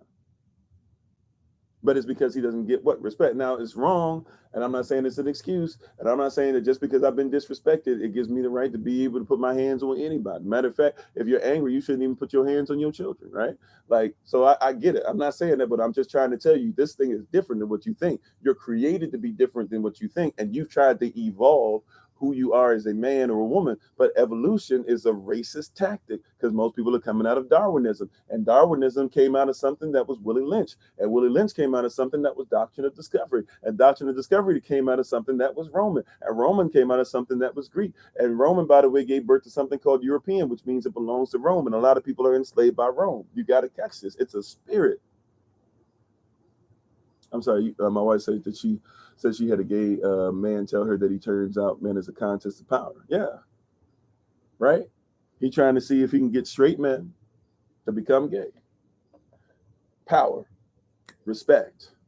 And he does it in an effeminate way or makes them effeminate, right? And when he does that, what does that mean? That means that basically he has somebody that will what? Respect him, even if he's disrespecting somebody to get his respect. I'm telling you. But we don't want to talk culture.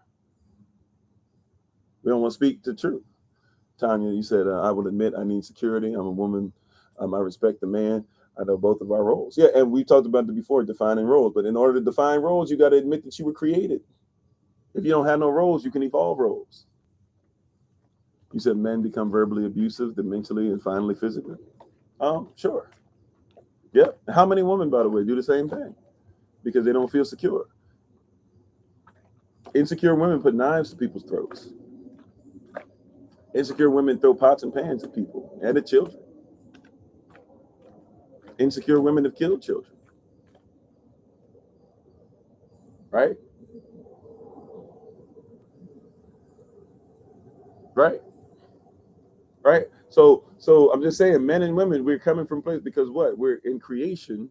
We are supposed to have a particular role. And in our culture specifically, we have roles defined. One of the things, by the way, what's one of the things that you let me put this out here to you, right? What's one of the things that has happened? Hear what I'm about to say. What's something that happens whenever you see a lot of these world powers, especially European world powers, but I'd say worldwide? When you see world powers start to die, I don't care if you want to say the Aztecs or, even though the Aztecs were a bunch of different tribes, but if you want to say the Aztecs or the Incas, if you want to go to the Khalifa people, if you want to go to the Wampanoag, if you want to go to the Iroquois, the Haudenosaunee, if you want to go over to, Celtic or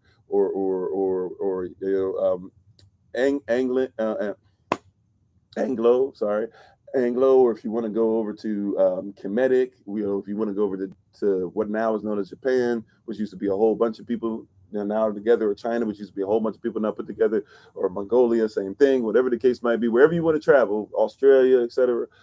When you talk about world powers that have fallen, what's one of the things that you will always see happen when world powers fall? What's one of the things that you're always going to see? How you doing, Sister Denise?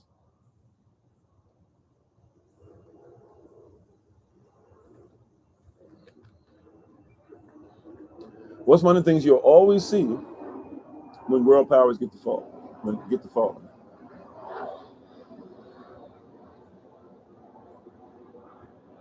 War, okay. There you go. That's what now gender wars. War, yes. But war happens even when world powers don't fall. Gender wars. People fight over what is a male and what is a female. Well, disrespect towards the women too, yeah. Destruction of the family. But it usually comes from what is a man's place, what is a woman's place, what is a male, what is a female. You don't believe me? Look at what Rome was doing before they got destroyed. You don't believe me? Look at what Greece was doing before they got destroyed. You don't believe me? Look at the Medo-Persian Empire, what they started doing before they got destroyed. You don't believe me? Everybody keeps talking about America's destruction is coming. Okay, what is America doing before they got destroyed? One of the biggest signs that you'll see, right? You don't believe me? Look at what Indian people started doing when they started wilding out with the Kama Sutra and going a little too far.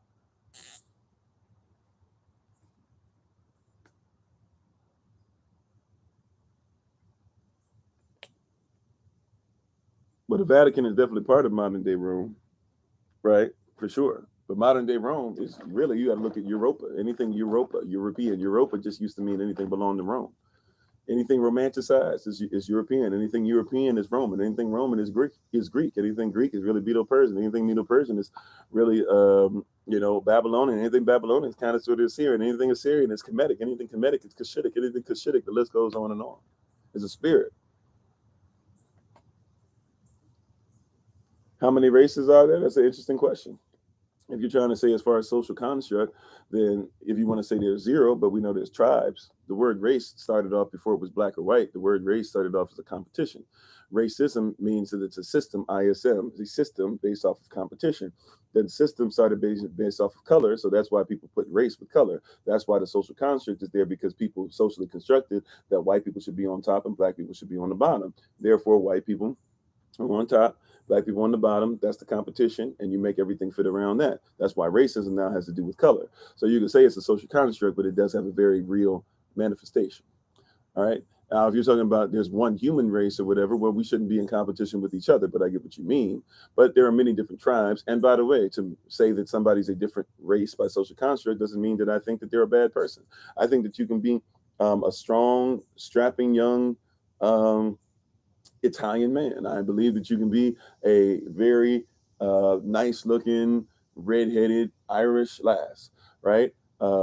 it doesn't mean that I think that you're less of a person just because in my culture I love my wife and I love her hips and I love her skin and I love her divine nature and I love all these different things. It just means that I love what I love about my culture, and we uplift it the same way that they should be able to uplift theirs. So yeah, when we talk about how many races are there, I mean, it's a moot point, but it's something that we have to realize that somebody created it. When they created it, it had really real manifestation. So we have to realize that really somebody tried to recreate what was already made. The reality is that first creation was Adam and Eve. Now, really, you should look at what Adam or Adamah actually means, and you'll discover that it actually means, a extremely dark, rich nutrient earth, right?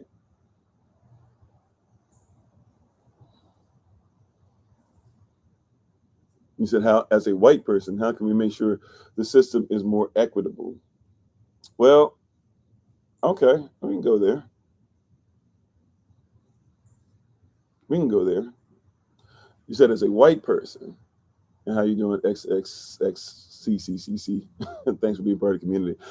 So your question is basically, look, like I'm a white person, but I want to make sure that things are more equitable. I would say, like, this is going to sound something that you probably don't want to hear me say, but I don't know if I have enough time to explain it. I'll do my best, but I don't know if I really have enough time to explain it, even if I took the rest another hour or so, hour 15 minutes to just simply discuss what you said. But I think that one of the things you had to do is allow people to colonize and to allow our people to colonize and to gentrify the way that we would like to as well. And I think the best way you can do it is to, if you're going to do it with us, is to come out of the system. I don't think there's anything wrong with so let me give you something. I don't believe there's anything wrong with gentrification. That's gonna mess with some people, right? I don't see, yeah, you can speak out on it, act upon it, sure. But I don't see anything wrong, for example, with gentrification. I think that if my people live together, it should look like we live together. Problem is that in this system, when we live together, they make that a ghetto. We don't even call it a neighborhood, we call it a hood. Right? I believe that we should be allowed to have things that are just for us, just like there are things that are just for others. And it doesn't mean just for us means nobody can come around it, right? But if you come around it, it's governed by us, right? And that's the difference. That's the difference. Thank you, Lauren. Appreciate it. Right? That's the difference. If people choose to live under what we have structured, then let it be so. Amen. Aman literally means let it be done unto us. So, hey, if you want to live under what's structured, they ain't gonna get nothing but an amen. Right? But if I'm in a white community, right, using the social construct, if I live in a white community, I have to realize that there's certain things that are done in a white community, and I can make a choice as to whether I want to stay in that or not. Right? Like when I travel to certain places or whatever, certain places where we go to where we live in a white community, certain places that we go where we live in a black community. And when we do that, there's certain things that we already know. That's the way it works here. That's the way it works there. But we should be allowed to have something that looks like us, that's governed by us, right? And that has a chance to be us. Because I think one of the things that happens is because people think that I'm sound like when I talk about nationalism, because that's basically what people call it. I don't know if it even technically is, but that's what people are going to make it. Well, if it's nationalism, then people are going to go, how dare you? But the United States of America is nationalism.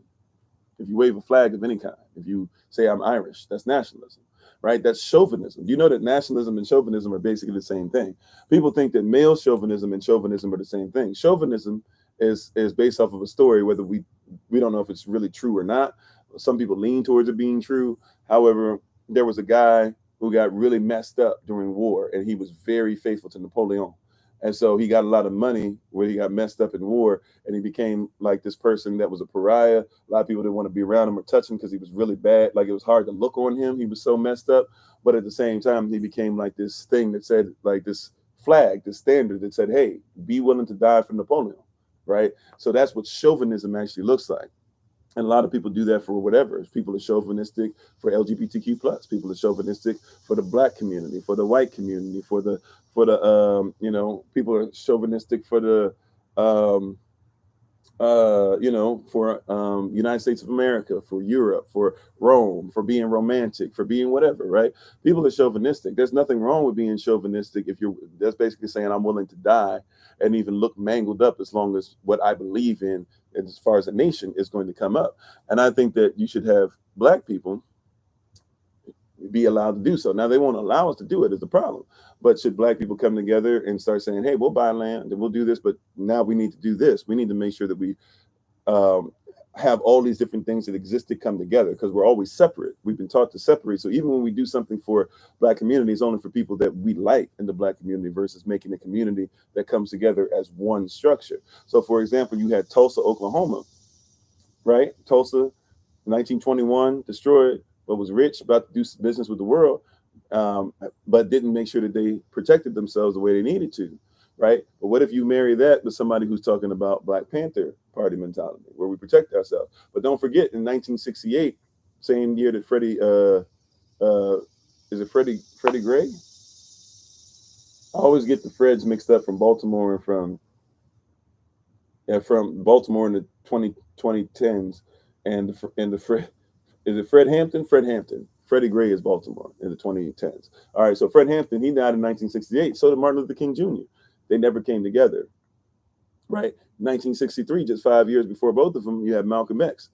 Malcolm X and Martin Luther King Jr. were this close to coming together, but never came together, right? Like, imagine if you get Marcus Garvey was the person that Malcolm X and Martin Luther King Jr.'s fathers learned of and came out of, even though Martin Luther King Jr.'s father would become Boule. And we don't know if MLK actually was Boule or not. I don't think he ever made it to the ranks because, I think he was punished. Part of it was he was punished for not becoming Boule, if you know the story, if you know what I'm talking about, right? But long story short, you had all these different things that existed, right? You even had Dr. Francis Cress Welsing's, who was hating on the Dr. Amos Wilson's, and vice versa. You had all these people that have been alive at the same time doing majestic and marvelous things, but never came together. If you're going to put this together, you got to put the whole shebang together. And it also means we got to sacrifice, which means we might have to have a little less right now to be able to have a lot more later on. Right?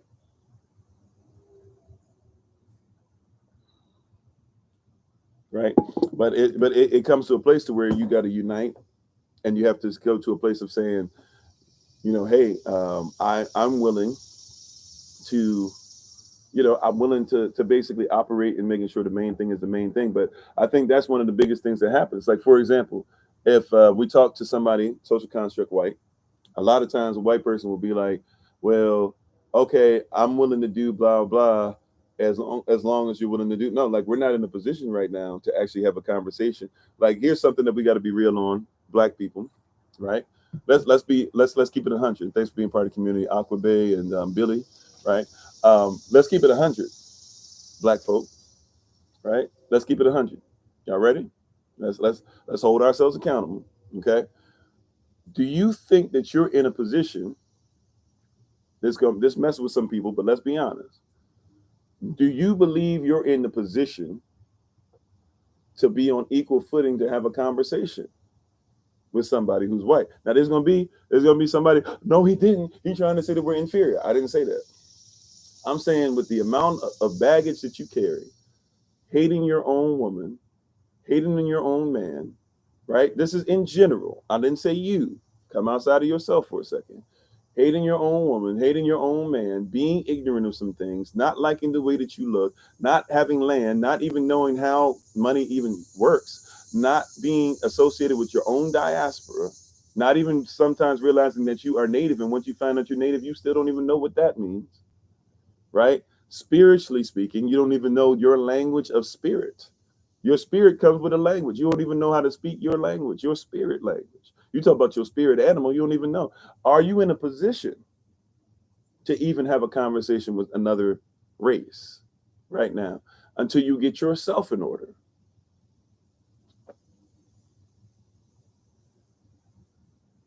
You said you have knowledge of self, so that's all that matters. Okay. So what are your generational curses that you carry?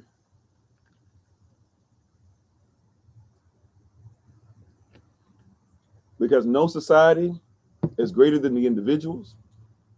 No individual is greater than the society.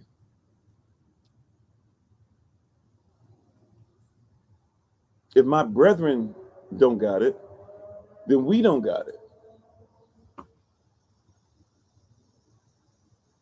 Right? That's the problem.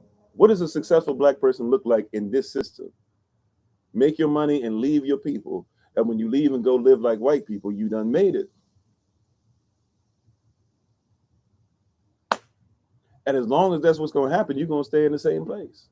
It's that evolutionary mindset. You give up something that you're strong in already, right? So that you can become strong in something else. You become weak in something. We lose one of our strong brethren, right? So that we can go ahead and that strong brethren can be stronger out there, but then we stay in the same place over here.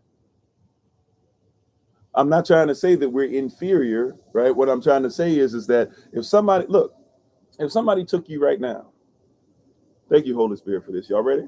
Y'all ready for this? I said it's gonna get rough. I was trying to just make this Q&A about Genesis, but hey, I got this Holy Spirit said let's roll with whatever y'all want to roll with. Okay, so let's get tough. Moderators, y'all might have to get tough with me because this is gonna be something that might hurt our own people. But you know what? If you love somebody, sometimes you got to tell them stuff that hurts. Okay, if I were to take you, right, whoever you are, if I were to take you and I were to kidnap you, all right, I were to kidnap you. I don't want a ransom. Okay, you ready? I don't want a ransom. I just want to kidnap you. I'm not looking for any payment from somebody else, right? I'm not looking for your family to pay to get you back. I'm looking that you would work for me for the rest of your life. And I'm not going to feed you correctly. I'm not going to clothe you correctly. I'm going to teach you a bastardized version of English. Instead of saying, yes, sir, to me, you're going to say, yes, sir, boss. Instead of calling me Kofi, you're going to call me Massa.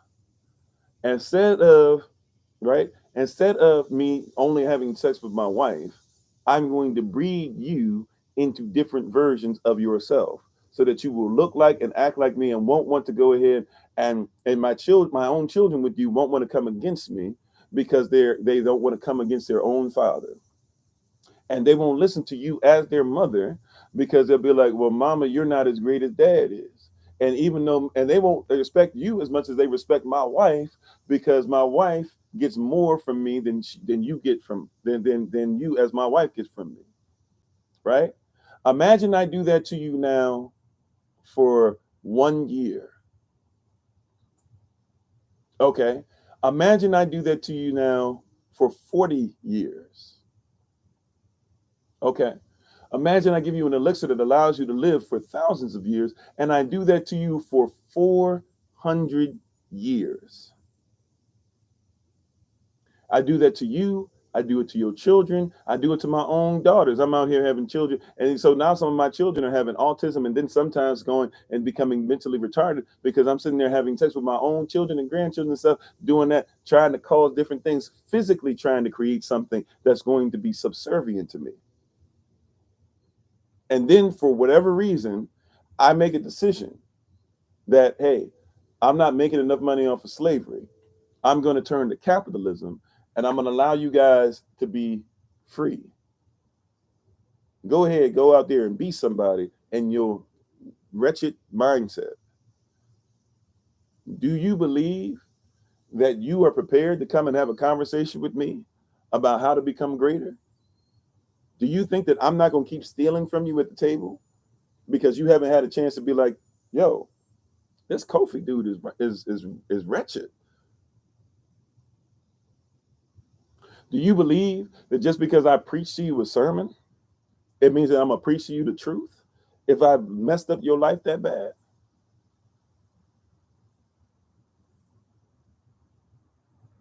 Come on, right? It hurts, but that's what you are. I'm sorry. That's what I am. That's why I'm taking these steps. That's why I'm humping it like this every single day. Hump day ain't just Wednesday for me. Every single day, right? Videos in public, videos in private, videos for people, classes for people, this and that, one-on-ones, all these different things, right? Because you're carrying generational curses. I know you think that you know yourself, but guess what? I took away who you were. You didn't even know. Now, I'm not speaking to the person. I'm sorry. I'm not trying to make the person feel bad. But I'm just saying, like, we'll be like, I know ourselves, but I'm just trying to get this in general. Listen to this. People didn't even know about the shots until some people heard it from me. Not because I'm all that, but because I was giving you something that you should have known from the beginning. They erased the history of the Bible and got you more into Genesis than by the shot. And Genesis don't even mean close to what by the shot means. But because you don't know your language. So now here come ourselves, right? It's because we're still having to get knowledge from what we learned through somebody else. So now in our own community, you got Afrocentric brothers who look like us, who come from us, who are the same as us, who are telling us how foolish we are because we follow a white man's religion when they don't, right? And how nothing in that Bible makes sense. And they don't even, and they'll say, who did you worship before the white man showed you who God was? You don't even know who Elohim is. Like you're listening to, so some of you get caught up and stop even going and being part of an assembly and break away from who you are when that Bible is you and you are that Bible because you don't even know the first word. Once you know the first word, it's hard to escape. The rest of it belongs to you. That's why I always ask people that. Do you know what Bada shot means? Do you know what Bada shot? Do you know what Bada shot? Do you know what Bada shot? Because if you don't know what Bada shot, if you can't write it out, it's hard. Right? And I know we got this stuff written out, but let me go ahead and write it out again. Bahadashat, right? This is your culture. This is what existed before the alphabet. There was the alphabet, right? The Phoenicians that they even talk about, they were you. They admitted it. The Carthaginians, they admitted that they were Phoenicians. Look at what Carthaginians used to look like,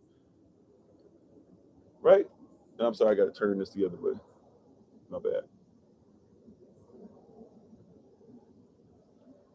Badashat, written from right to left.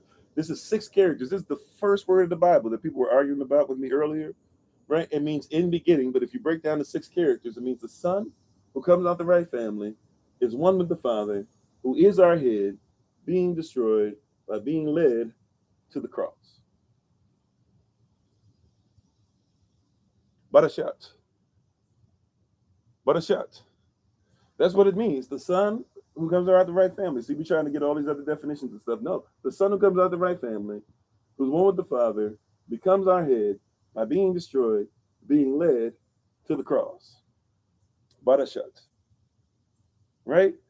If we don't know that, then of course you're going to talk about, oh, the Trinity, that was just made up. And the Trinity, it came from Kemet. And the no. Like, that's the language. That's the first word. That's what we believe. That's what Elohimites believed before Moses was born. Moses wrote out the Elohimite and the Yahavite story and put them back to back. And you don't even know that Genesis 1 is the Elohimite story, and Genesis chapter 2 is the Yahavites or Yahavite story or something like that, right? You don't even know that. You said my stuff is Vatican. Okay, Miriam, that sounds nice and everything. Show me where's Vatican. Show me where the Vatican is telling the people this. Where's the Vatican telling the people this? See, you got to be honest. Show me where the Pope agrees with this, because the Pope ain't preached this to you. Stop coming on here and being ad hominem and you don't even know what's going on, right? Show me where the Pope is teaching you that. Show me where the Pope told you about Badashat. Show me where Christianity gave you those things. Because you won't find them. They don't write them out for you. If it was something they wanted to use to scam you, then they would have taught that to you. They never taught it to you, did they?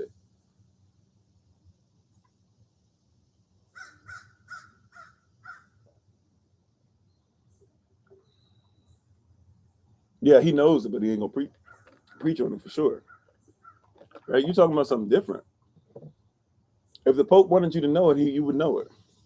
If your pastor wanted you to know it, you would know it. Or if the pastor had learned it, you would know it.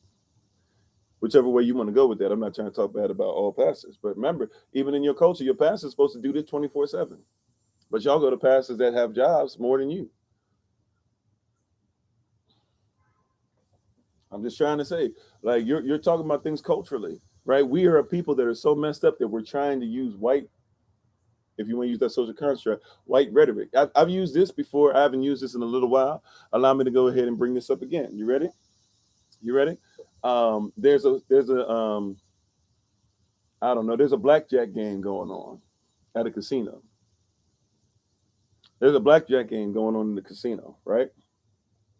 And the blackjack game is going on, and they say In order to get in on the game, there's a $50,000 minimum. Every hand is $50,000, right? Every hand.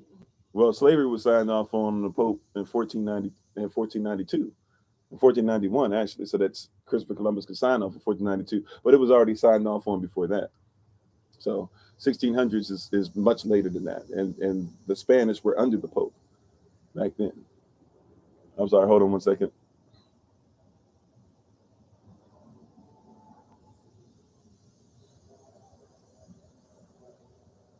Hold on one second.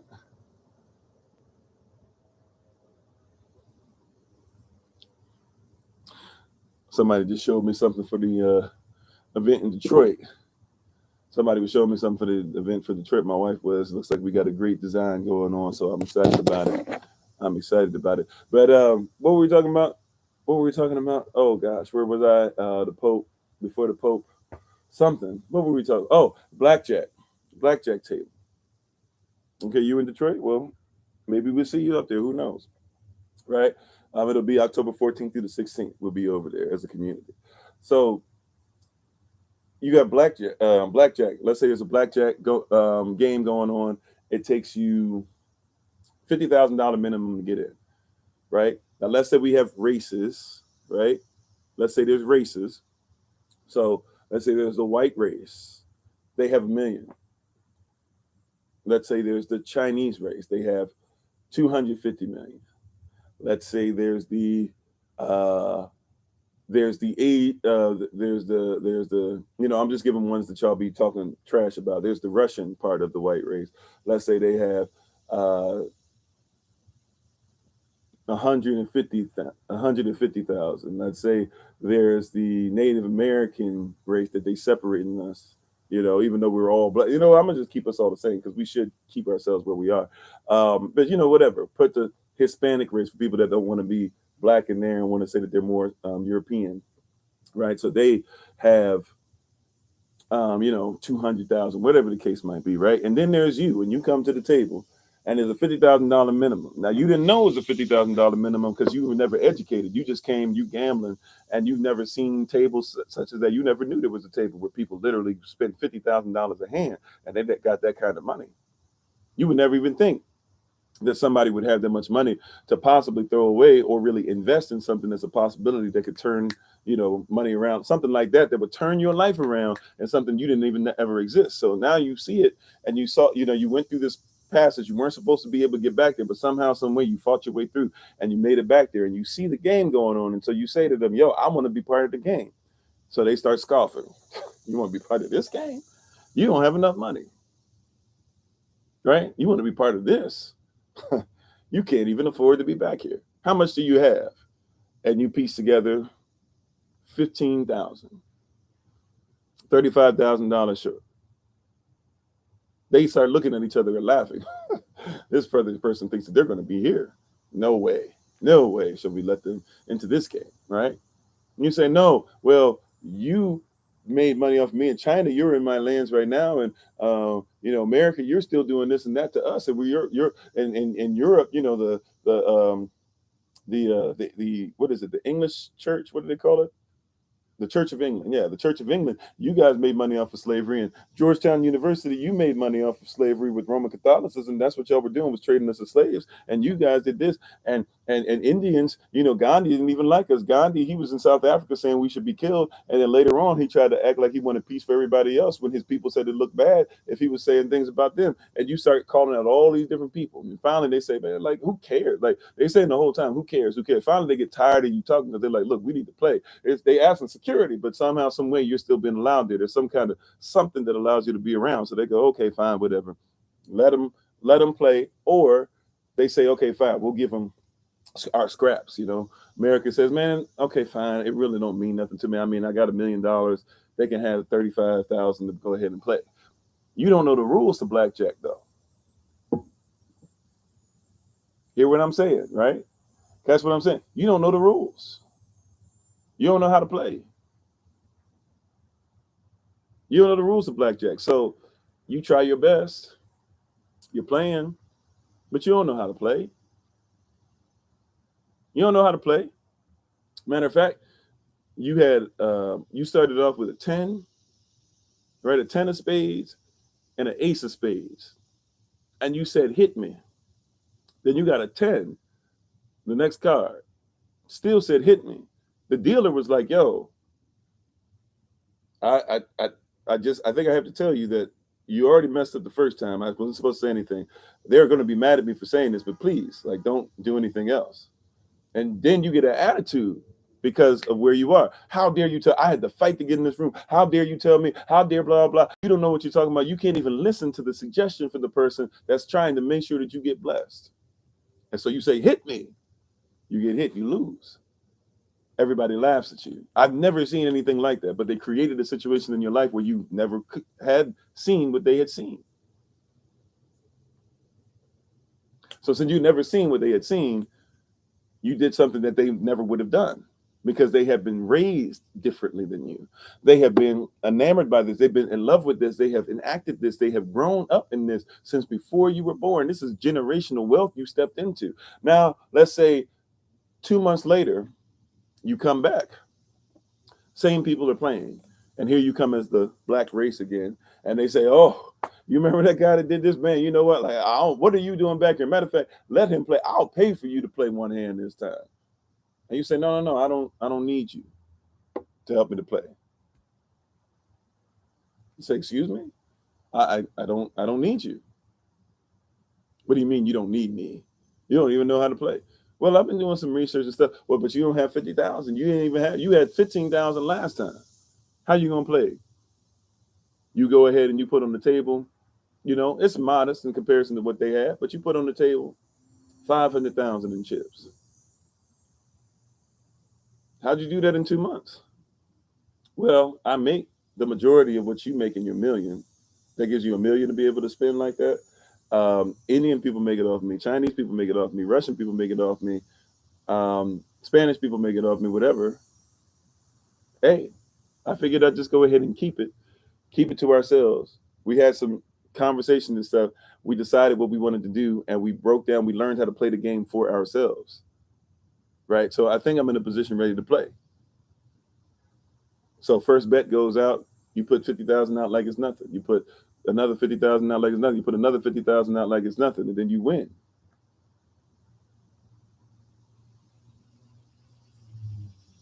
Right? You're not in until you're in a position where you are confident enough in self and competent enough. We talk about that a lot. When confidence meets competence, right? A lot of people are confident. A lot of us are confident. Let's go. Let's get it. Let's do this. Let's protect our women. Let's protect this. Let's get our house and let's get our land. Like, I'm trying to get land and stuff too. We working. We got a whole plan to get land. If you want to be a part of it, let us know. Look it up on the website, right? All that great stuff. But and all this stuff that everybody's talking about, the competence and let's go, let's get it, and all this stuff.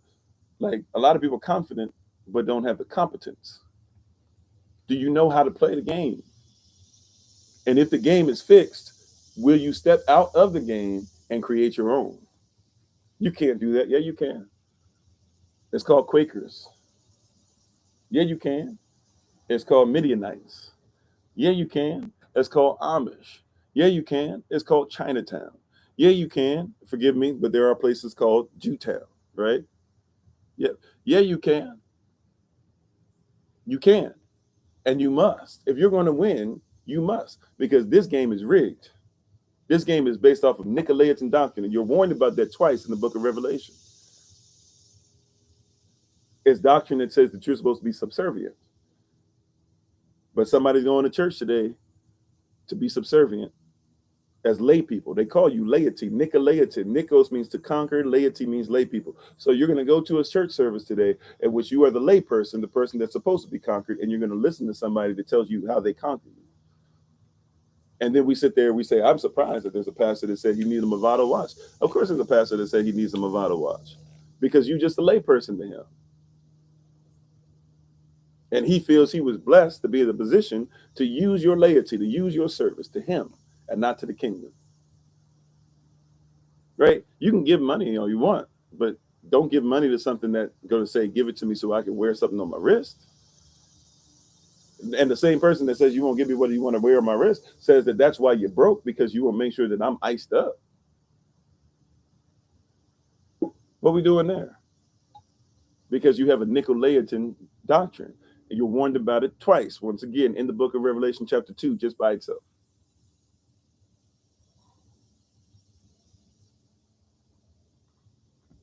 Right? Israelites live together. And all that stuff we're talking about, they live together. You don't live with Israelites. That's why we come together virtually as much as we do, because you don't live with Israelites. You live with everybody else but. Right? So even if you don't celebrate Christmas, guess what you're going to see every Christmas? You don't have to celebrate Christmas to be surrounded by Christmas, right?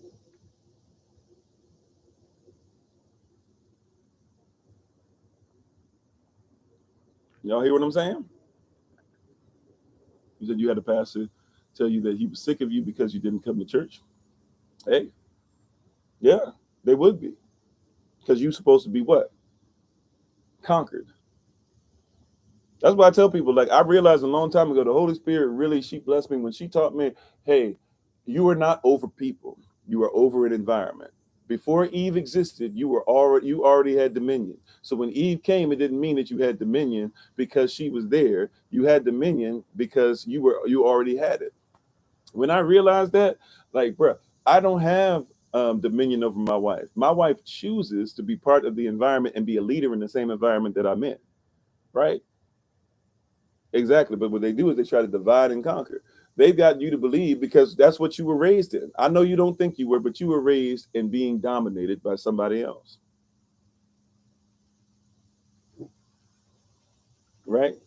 You were dominated. You were raised to be dominated by somebody else. And so that's what you're dealing with.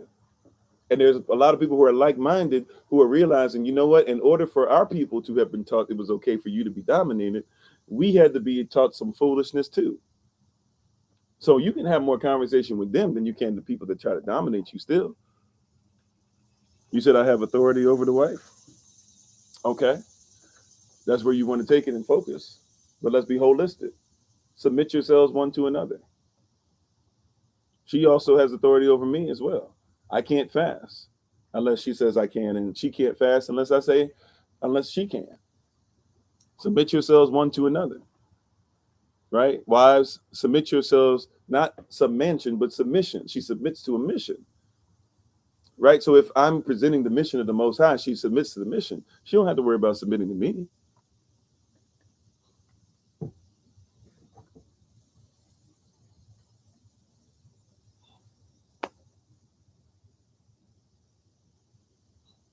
Oh, we got somebody else talking about evolution. We already did the evolution thing earlier. So once again, you know, if you're okay with the origin of species, the theory of evolution, the struggle for survival of favored races, and then put the cousin with it to be able to get eugenics behind that, and then try to sneak away from it and say, oh no, that's not what was ever really meant. I mean, I'm done with it. Also, too, you got to tell me the six. Like here, we'll do it this way. If somebody wants to talk about evolution again, you got to tell me, at least for today, you got to tell me, because we spent a whole long time talking about it. You got to tell me the 6 types of evolution. If you can't tell me the 6 types of evolution, then we just can't discuss it anymore. Right? I'll just be honest this time. It's recorded. If you really feel like you actually want to hear what I have to say about evolution, go to the YouTube channel. It's recorded. As soon as we finish, it'll be able to pop up right in front of you. But I'm kind of done with that for today.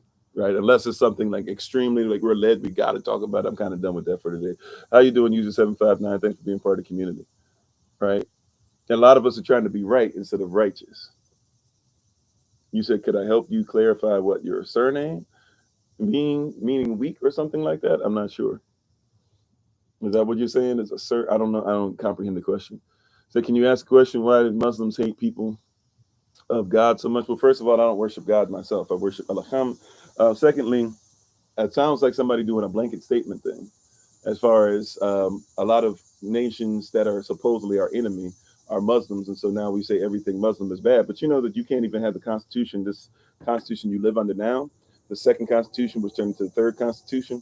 The Constitution that allowed George Washington to be what you guys called the first president, even though there were 8 presidents before him. That Constitution doesn't exist unless a Moorish king, who was a Muslim, who was a sultan, allowed for it to happen. So you actually have a sultanic or Muslim type of Constitution that he signed off on. So I think you got to be careful about blanket statements like that. Now, if you're saying why is it that all Muslims don't like people of Al-Ham or people of the biblical, what you would call deity or God or something like that, I would tell you that there's a whole bunch of people who are Muslims that come on regularly here. So that's not something I know much of. That sounds like something that's part of rhetoric. And as somebody who even fought against Muslims, who can say that he put on at one point in his life had the armed forces, was gung ho, was ready to shoot and kill and ask questions later, and realized that there was foolishness in that while he was doing that. You're coming to the wrong person. My thought process on that has been very much so changed, not just even by biblical belief and by actually learning the Quran and different things like that, and having friends that are teaching me more and more. And also the fact that if you realize, like when it comes to the Bible and it comes to the Quran, Isaac and Ishmael are brothers. So I'm not here to try and kill off my brother. You can take that to somebody else. They have enough of us brothers killing off brothers. Matter of fact, they don't like us killing each other in Chicago, but they want us to try and kill off, Muslim and Christian. Very weird, right? But very weird theology that people put out. But yeah, at the end of the day, a lot of that's just stuff that's used. Even the whole thing as far as September 11th, like we know that when they try to even blame Osama bin Laden, who probably doesn't follow the same Muslim belief system that a lot of what many brothers would say is true Muslims would believe, and sisters, of course. He wasn't even the one that made the call. He was the one that said that it was foolish, but then he had to go ahead and act upon it to go ahead and get a little bit of a play on it. But he wasn't even the one that made the call. You said, what? My command is love your wife as Christ loved the assembly. It's a higher authority. Well, but we're told that wives are supposed to love their husbands in Titus chapter 2. Now, if it comes to a point, do I have like 50.01% authority and she has 49.99% authority? So if we have a fight, somebody has to be able to say, this is what the word of Yah says, not what I feel like saying. So I'm still only authorized by the person who is the authority, right? Authority comes downhill. So as long as I put the mission first. She's not in submission, she's in submission. So if you're looking for her to be in submission and to be under you, then there's going to be some times she's not going to move. But if you're looking for her to be in submission and be under the mission, you don't represent the man as much as you represent the mission, right? Put the mission before the man. If she puts the mission before the man, she will support the man every time. If she puts the man before the mission, she won't support the mission every time. So I'm just saying, I get what you're trying to do, and hey, she got to be there. But remember, Titus chapter 2 tells us that the older sisters, the elders that are females in our community, are supposed to teach the younger sisters how to make sure that they love their husbands. So let's not do this weird thing that once again, somebody else taught us that. Somebody else started throwing in garbage. The garbage that they threw in said, oh yeah, they started preaching. The Bible never declares that a wife is supposed to love her husband, only that a husband is supposed to love his wife. That's not true. That's not accurate. And right before Ephesians chapter 5, verse 22, even right before Ephesians 5:25, Ephesians 5:21 legit says, submit yourselves one to another as unto Yahweh, or as unto Elohim. Put Elohim first. Both of you submit yourselves to his mission. So when you see your wife, you submit to her because she's in his mission. If she's outside of his mission, you can't submit to that. And when you see your husband, you will submit to your husband because he's inside of his mission. If he's outside the mission, you don't submit to that. Why? Because you submit to them as to a dawn, just like Ephesians 5:25 says for the husband. So I think we got to be holy. We got to be holistic. The wild man's the only one through and through that. Okay. Burn in the fire, not commanded, and that had never come to my heart. Okay. How you doing, Ray Harris? Thanks for being part of the community. Yeah, it says weak and in from Madden. Oh, I'd have to do some research on that etymology. I don't know. Exactly. What is the mission? That's the point, right? I was thinking about this last night. Now, I've said this before, but I've never added this part to it, right? I've never added this part to it, right?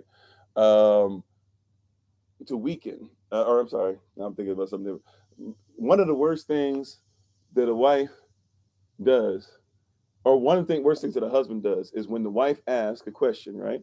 She says, what are you thinking? And what is the one response that gets on your nerves, sisters? You said submit the flesh and do not withhold anything from each other, not in the spirit. You're a man is a spirit first. A man is a spirit first. It's all in the spirit. We worship Elohim in the spirit. But anyways, it's okay. Tom, we can agree to disagree. Your whole thing is that a woman needs to submit to you. I'm telling you, it's not going to work as well as you think it is. Even if it makes 20, 30, 40, I pray that your marriage or whatever is successful. I promise you, you're not going to get the most out of your wife if you want her to keep submitting to you rather than the mission, right? Your children aren't going to be great if they have to submit to you rather than the mission. At some point, they got to leave you and they got to have a mission that's similar to yours to be able to continue what it is that you want them to be. But if you disagree, you disagree. But once again, what's one of the worst things? Yeah, exactly. If a wife says to her husband, "What you thinking, baby?" Right? I'm trying to show you something, Tom, whether you believe me or not. I don't know if you believe this or not. But one of the worst things that a woman can experience is her saying, "What are you thinking, baby?" And you know what his response is? Nothing. One of the worst things, right? Sometimes the answer can be nothing, but hopefully 80% of the time, the answer is mission. What you thinking, babe? Well, actually, you know what? If we were to do this with our finances and do this with blah blah, I think we'd be able to do this. Or you know what? Like I was looking at the sports thing and it was reminding me of the word. You know what? The word of Yah says da da da. She wants direction. Why? Proverbs chapter 1, verse 8. Right?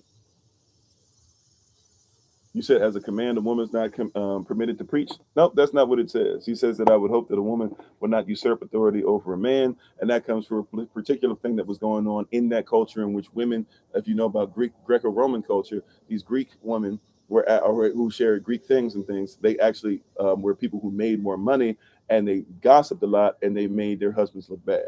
You got to make sure you get the culture right. But either way, your whole goal is to make sure that a woman has to be subservient to you. I've gone past that. At some point, I pray that you join, but even if you feel like you pray that I join you, okay, we can agree to disagree. I'm not in a position there, right? But nevertheless, that's not my position, right? Scriptural reference is what the same scripture you're talking about. Anyways, like, look, okay, you win, you'll be right. Okay, you win. You got it. I'm not concerned about winning. You win. All right. So here's the deal. Like, so a wife, she wants direction. She wants direction. She wants direction. Okay. She needs direction. Proverbs chapter 1, verse 8. Husbands or fathers in that case give direction. Wives or mothers in this case, same thing, right? They give what? They lay down the law. Right? Wives will lay down the law, right, based off of the direction they're given. That's the way it's supposed to be. So the law protects rights. Laws protects direction in this case. Direction, the person who gives direction protects the lawgiver. Okay? All right. Not the lawmaker, because the direction giver you can say is the lawmaker, even though technically the direction person giving direction is supposed to be getting it from the Most High. So it's not even his direction, and therefore she's protecting the law of the Most High, not the law of her husband. It's mission oriented. Okay. So that's the case on that end. But what's one of the worst things that can happen on the opposite side for a man? When a wife is going through something and she's angry, right? When a wife is going through something and she's angry at you. Now, here's the nothing. This is something that I just saw in the spirit yesterday, right? The wife is giving you direction and she's angry. So the husband says, "Hey, babe, is everything all right?" Some of you already know where I'm going. "Hey, babe, is everything all right?" She says, "Yeah, everything's all right." Now she's angry. She mad. She got a beef with you. You asked her specifically, "Is everything all right?" Right? She asked you, you asked her specific. "Oh no, everything's all right." But your spidey senses are tingling, right? For your wife, you've developed these senses that say, "Hey, something not right," right? Something has been tingling in you says something ain't right. And so you ask again, "Are you sure everything's okay? What do you think about? What's going on?" She says the same thing you said. Nothing. Now, why is that detrimental to the husband's side? For the wife's side, it was detrimental because she needed direction. For the husband's side, he knows that she's supposed to protect the law, or she's supposed to protect the direction. She lays down the law. So he is not respected enough for her to protect him. He feels the hedge of protection is gone. And he's like, okay, time out. I don't feel something don't feel right. And he's asking you, you say nothing. And for him on the opposite side, it's dangerous because now what happens? Now you in your mind, you go, okay, if he really loved me, he'll figure out why I'm mad. Or he should already know why I'm angry. No, he doesn't know. But he loves you enough that he asked you when he came to you about it, and he's concerned enough. Right?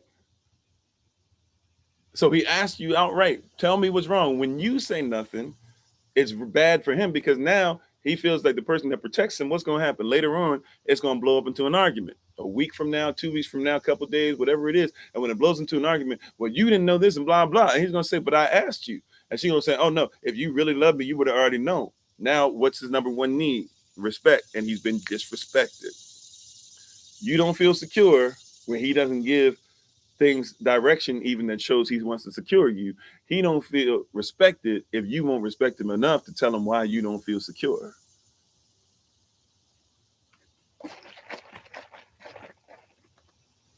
Right?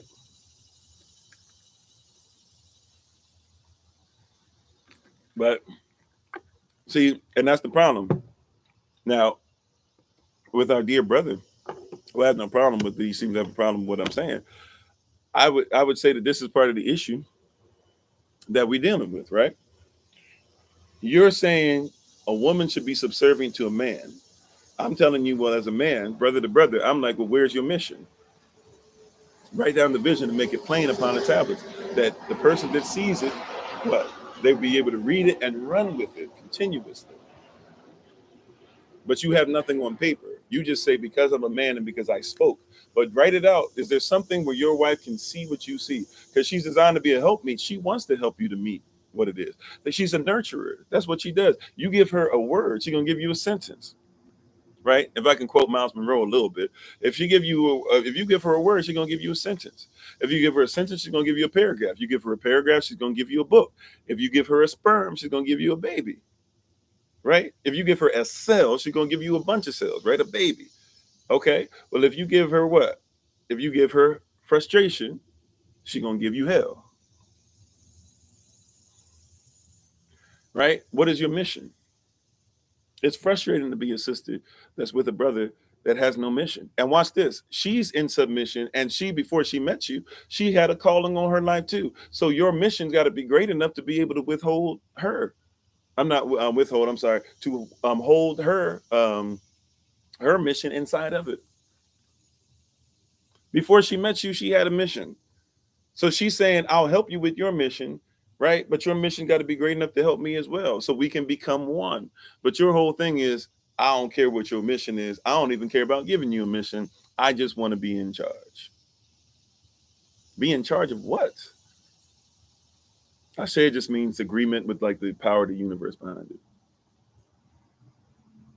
And that's a problem. I'm sorry, you said, what if I see the mission and he doesn't or kind of does, but is still figuring it out? I don't know. Are you talking about somebody you're trying to get married to? Are you talking about your husband?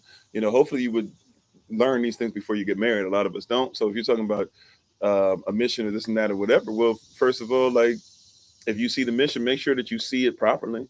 And then if he doesn't see the mission, you got to, I guess you got to figure that out.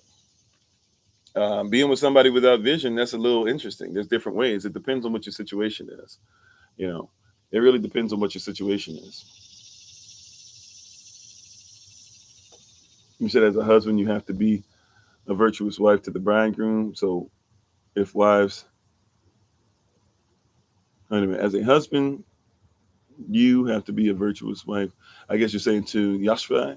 So wives, okay, I get you. Okay. Yeah, that's actually a very interesting way of going about it. But yeah, I've never thought about it in that direction. But that brings up something that we don't want to talk about either. If you're supposed to be, if you're supposed to love, if husbands, right? If this is the deal, right? Husbands, love your wives the same way that Yashvai loves the assembly, right? Then that means that you as an assembly, you're allowed to preach.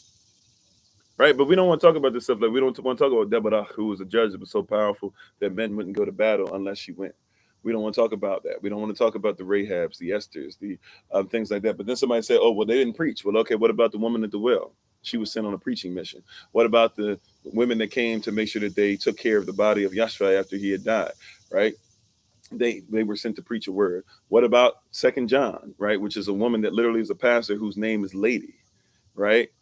Lady in the Greek. Her name, elect lady. Elect means she was elected to be in a position where she was over spiritual children. Read it, right? And then after that, her name is Lady, right?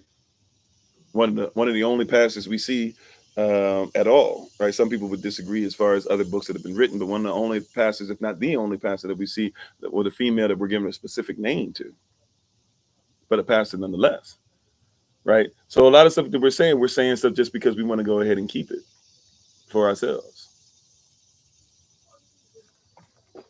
You said you and your husband going through something similar right now. Yeah. And it comes down to the same thing we keep talking about, man, like that security piece, and that, woman's number one need is security. Y'all need affection, stuff like that. You know what a man's security and affection is? What makes his security, instead of security, he wants to feel respected. And what you call affection, right? He wants sex. Right? Like, let's just get, like, the security is in a spiritual sense that manifests into the physical, right? And then you like affection to go along with it, right? For a man, respect is something in the spiritual that manifests into the physical, and then he wants to go ahead and see some stuff happen in in the physical as well, as far as sex. And we don't want to have real conversation. We don't get this in churches, because in churches they don't want to teach you this. But that's real talk. That's real talk. Right? Now, I'm not saying men don't ever want affection. I'm not saying women don't ever want sex. I'm saying, though, watch this, for a man and a woman to meet in a place where the man gets the sex that he wants and the woman feels the affection, right? That means that the woman needs to feel affection from the time she gets up until bedtime, or whenever you're going to go, right? She needs to get affection, and she needs to have affection that's built up on a regular basis so much that basically when the man finally gives the signal, like, okay, it's sex time, she's ready to go, because she's got so much affection, right? Her being stimulated started when you woke up and gave her a kiss and said, hey, you're the only thing on my mind right now. That it started then. It started when you called her in the middle of the day, or you sent a text to her just to be able to say, hey, you sent a text that just had you doing this on her. Right? That's all you did. You just sent a picture of yourself like this, but that was something that meant the world to her, right? That's affection started for a long time ago. At you at any time, if the wind blows correctly, right, and you happen to see her behind poking out, you ready to go, right? Because you in a sex affection thing, right? But before that, what got you there was what? Respect and security. If she feels secure and then gets affection on top of that, like, those are the number two. There's about what they call 4 more basic human needs after that, but you get those two. Wow, right? Like, you doing way better than what most women are dealing with, right? And that's why a lot of women are turning to women, because other women, even though they're not in a position to really give them certain things that they need as far as spiritually and physically, as far as two becoming one, but they at least bare minimum get a woman that feels like, okay, she understands I need security, and she will at least give me affection, right? But look at the brother side. Brothers ain't getting respect. That's why I said earlier, some of these brothers realize there's a joke by Dave Chappelle. Look it up, because his joke is probably better than when I'm going to say it. But there's a joke by Dave Chappelle, right? There's a joke by Dave Chappelle that basically says that if he wanted, he felt like, or he said brothers felt like they were getting killed off over and over and over again, right? So he said brothers felt like they were getting killed off. So he said a whole bunch of brothers started dressing up like women, because they felt more secure wearing a purse, because police officers will shoot brothers. The joke, but the fact, the thing he's trying to get you to look at is a brother wearing a purse is less likely to get shot than a brother who's being masculine, because a brother that's masculine is a threat. Now, if you're in a society that feels threatened by black masculinity, if you're in a society that feels threatened by black masculinity, then you're in a society that makes black men feel like they're not respected. Right? And we said this before, we'll say it again too. What about the fact that a lot of black women are trained to act like white men, and a lot of black men are trained to act like white women? It don't go together.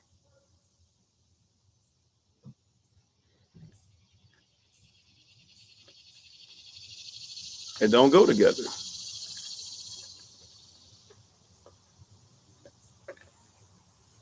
It don't go together.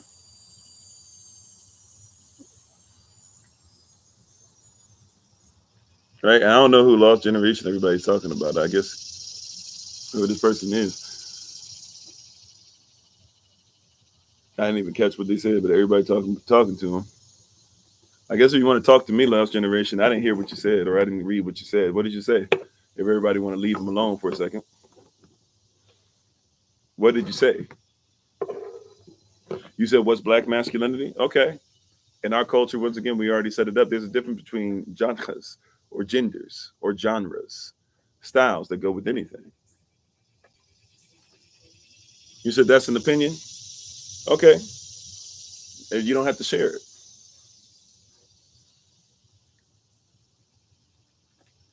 I don't believe it to be an opinion, though. I'm looking at a few sisters in front of me who have told me straight up that they were trained, they feel like they act like white men.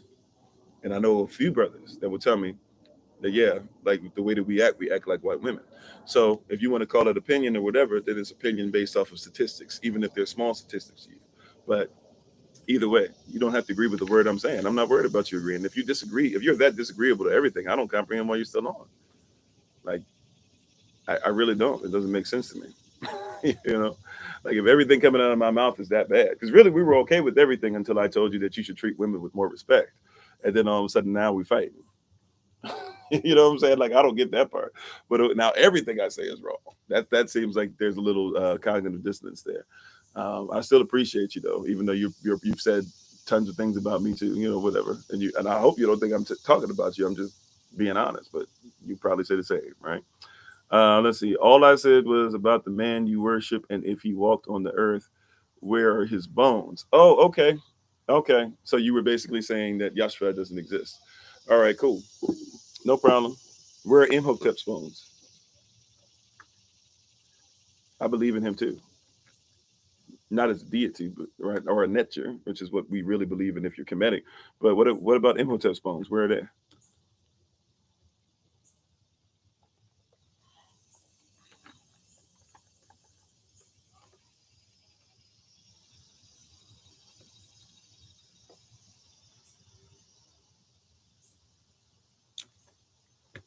Okay. But anyways, right? Long story short, in our relationships, and even in this, right? So see what I just said. Remember and praise Yah because I think thank you Holy Spirit for bringing these things to our remembrance. Thank you for allowing us to do these things together and to have these conversations. Thank you Holy Spirit for this, and thank you for Romans 8:28 that all things work together for things that are constitutional. Um, and all these things that we're talking about, I started off by saying specifically we're not in a position to even sit down with somebody else because we haven't talked amongst ourselves. We don't agree with ourselves.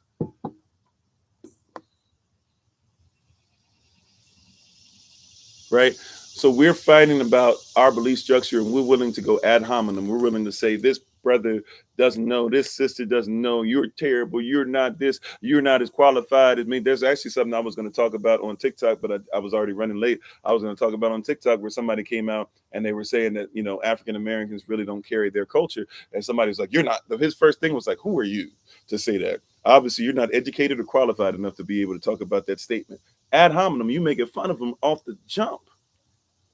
That's between brothers.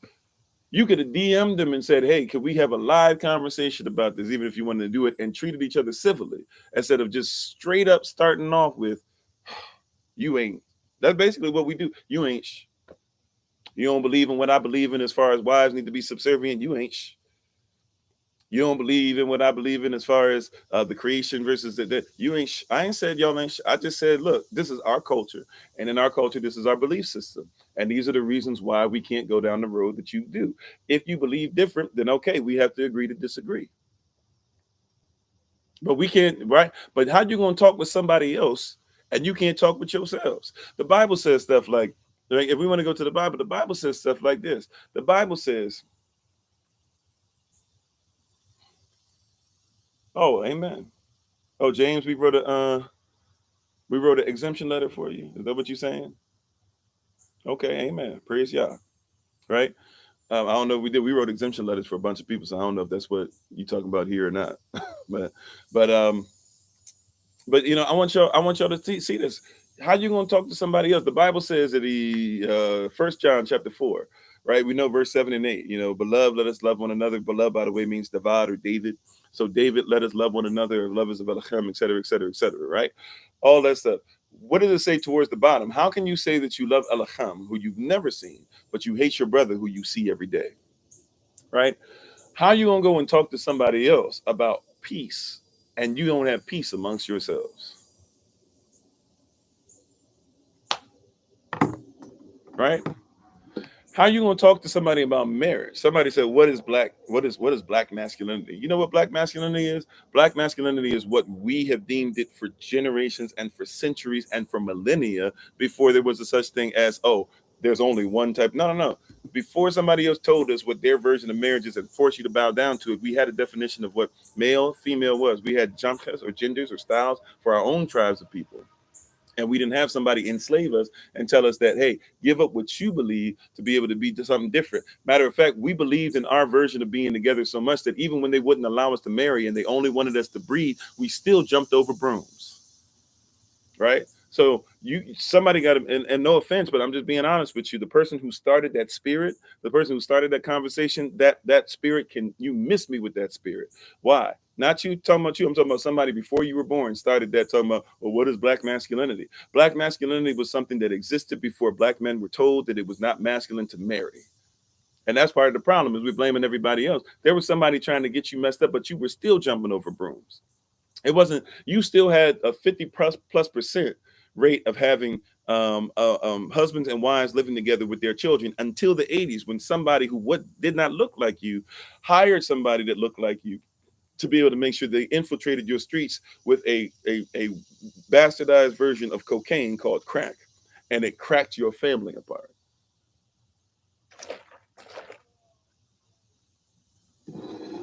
Well, Paul and Barnabas could have the same objective, but remember, Paul talked about the fact that it was crazy that him and Barnabas were like that in the first place. So that's what I'm saying. It's crazy that we're doing this in the first place, right? Paul said we should have never done that, right? Not only don't call yourself a Barnabas or a Paul, but he said we should have never done this.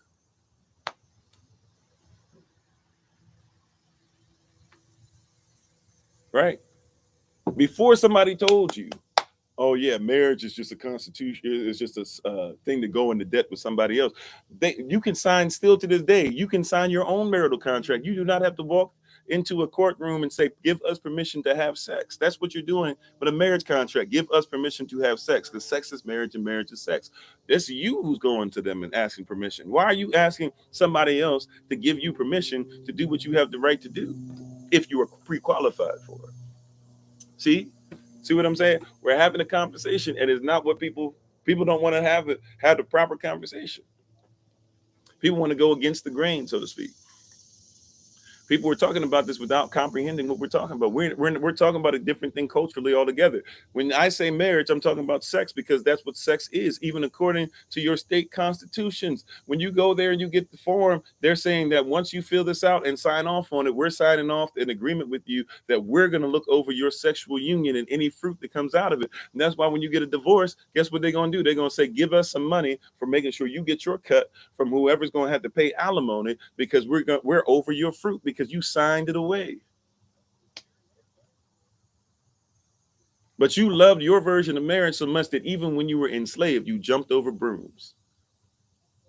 Come on. You're talking to the wrong person about marriage. A marriage certificate legit says that the state has ability to be over you. That's it. You can write your own marriage constitution. You can write your own marriage agreement, and it's stronger than the Constitution itself.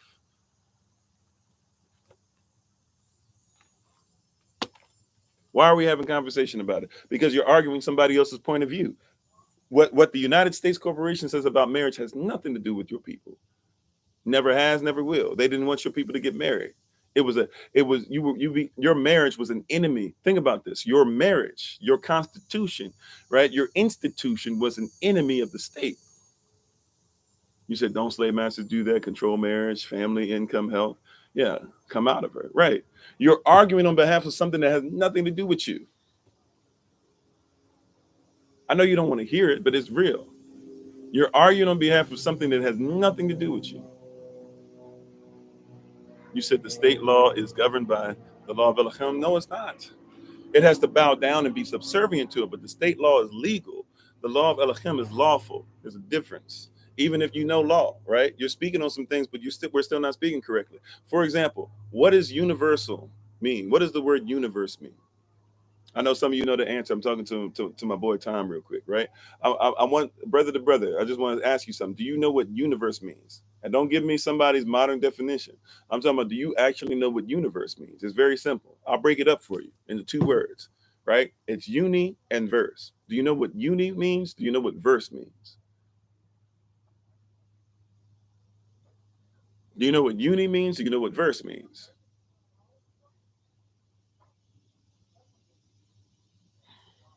See what I'm saying? Like, these are things we got to know. Uni means a. Uni means single. No, Alpha and Omega is not even our culture. It's Aleph Octav. You say Alpha Omega because you're in a Greek version of what was originally written, right? But those Greek characters don't even mean the same that they mean in Hebrew. Aleph is talking about father, bull, strong enough to bring us through, cultivating everything. Tav means finished, marked, cross, and basically complete or even perfected. Aleph and Tav are different than Aleph and Omega, or Alpha and Omega. And they even came from the Aleph Bet. The alphabet came out of the Aleph Bet. So you should learn the Aleph Bet before you learn the alphabet. Nevertheless, though, right? So when we're saying what was the question again? Now I'm off on it. Universe. Universe means a uni, verse, spoken sentence. We're talking what the Holy Spirit is leading us to. So hopefully you're okay with listening to that. If not, hopefully, maybe you can catch it somewhere else, right? But uni means a, verse means spoken sentence. So universe is a single spoken sentence. So now the question is, right? The question is, all right, be careful out there on the road. The question is now, who spoke the sentence into existence? And how does that law do things? You said intentionally, they do a perfect will and a permissible will. No, you can do something illegal and it still be lawful. You can do something unlawful and it still be illegal. It still be legal. Right? Now, if you know how to speak law from even a sovereignty point of view or whatever, but once again, see, we're talking about something different. Universal law, you speak so somebody had to speak it into existence. After universal law, right? So really the way it works, really, technically, is there's kingdom law. Right? Hear what I'm gonna say. There's kingdom law. Kingdom law gives birth to what? Marital law, because something has to be married to the king. Even if it's the kingdom, something is married to the king. If the king without a marriage to a dominion does not have a kingdom, and a dominion without marriage to a king cannot have a kingdom either, right? So you have kingdom law. You have kingdom law, you have marital law, you have universal law. Now, what is next after that? Universal law then gives birth to natural law, the law of nature, right? That's why somebody, if they wanted to go and get something natural from behind me and say, hey, I want to patent this, they can't patent it unless the creator made it. Or according to even Western law, they cannot patent it. Why? Because it would be unlawful to. Some people try to legally do that, but even when they do, eventually it becomes illegal because it was always unlawful in the first place. If the Most High made it, you cannot say that you created it or had creative power over it, or you have to genetically modify it in order to say that you can patent it by law, right? Because it's not lawful. Natural law. Now, after natural law, you have something called remedial law, right? Procedural law. There's procedures that have to be in place in order for something to happen. After procedural law, you have something called remedial law. That means that there's a law set up for remedies, that when you get the procedures right, that you can go ahead and make sure something of substance happens. Now, out of substantive law, right? What happens after that? Substantive law, it gives birth to something that's public and private. Public means it belongs to the government. That's the United States Corporation. By the way, 28 USC 3002 15A. When you look that up, you will discover that it says that the United States is a corporation. But the United States of America belongs to those to protect those who what? Who are what? Who are sovereign, who are private. Private stuff is different than public. So you can publicly trade for a private company, right? So you got a lot of private companies that you think because they publicly trade, they belong to the people, but they don't. The people who publicly traded in the public, so they trade it with people who are in the system, but what happens with it is not of it. Then you get to common law. Then you get to admiralty law, right? Or law of admiralty. Then you get to law of equity. Okay. If you're in private, you're under Elohim. If you choose to be. If you're in public, you're under God. Now, what does God bless America mean? We've talked about that before prior to, but you haven't heard that before. If you learn what God bless America means, then you'll realize why you need to comprehend law works a little different than what you believe. Because God bless America doesn't mean Elohim. God bless America means George Washington. Washington, D.C., where the corporation of the United States is, once again, 28 USC 300215A. George Washington has the obelisk, right? He represents Osiris, like in the Osiris story, where Osiris had his body split up all over the place and they couldn't find his phallus, right? But they gave him a obelisk or a dildo or a mock penis. Then you have Columbia, who's supposed to be the goddess that represents Isis in the story, who's the one that's a bird, and she's on top of the Congress building, and she flies around. And then I haven't put it on Patreon yet, but my son and I, when we were in Memphis, we went to the Memphis Zoo, and we went to the Memphis Zoo. We were able to show, we'll show in the video for Patreon members. We actually have it to where a lot of people don't know that in Washington, D.C., there's a reflective pool, right? So that you double up on the obelisk, right? Going to like Thomas Jefferson, you double up on it. So you got like the obelisk, the real one, and then you got the fake one that's in the reflective pool, kind of like they did, if you know about there's like two Taj Mahals. There's the white Taj Mahal, and then there's a black one. The black one is actually an old reflective pool that doesn't exist anymore, right? So there used to be two Taj Mahals. Whereas the same thing they did with the obelisk. There's the George Washington obelisk, the mock penis or whatever, that ISIS or Columbia is supposed to fly around and come on, and therefore you have Washington, D.C.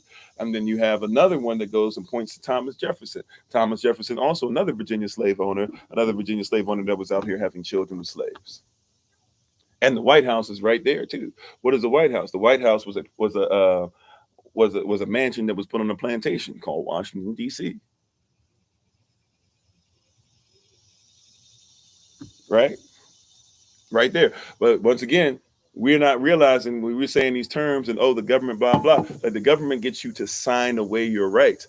Law protects rights, but the government is more concerned about you being legal than lawful. So legally, you can sign away your rights to become unlawful, but you can be legal in the United States corporation. Right? Like it is unlawful for you to be born somewhere, and because you're born in a location, it means that's what your nationality is.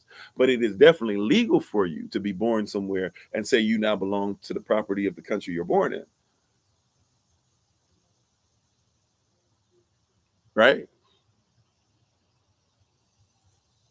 It's lawful is different than legal.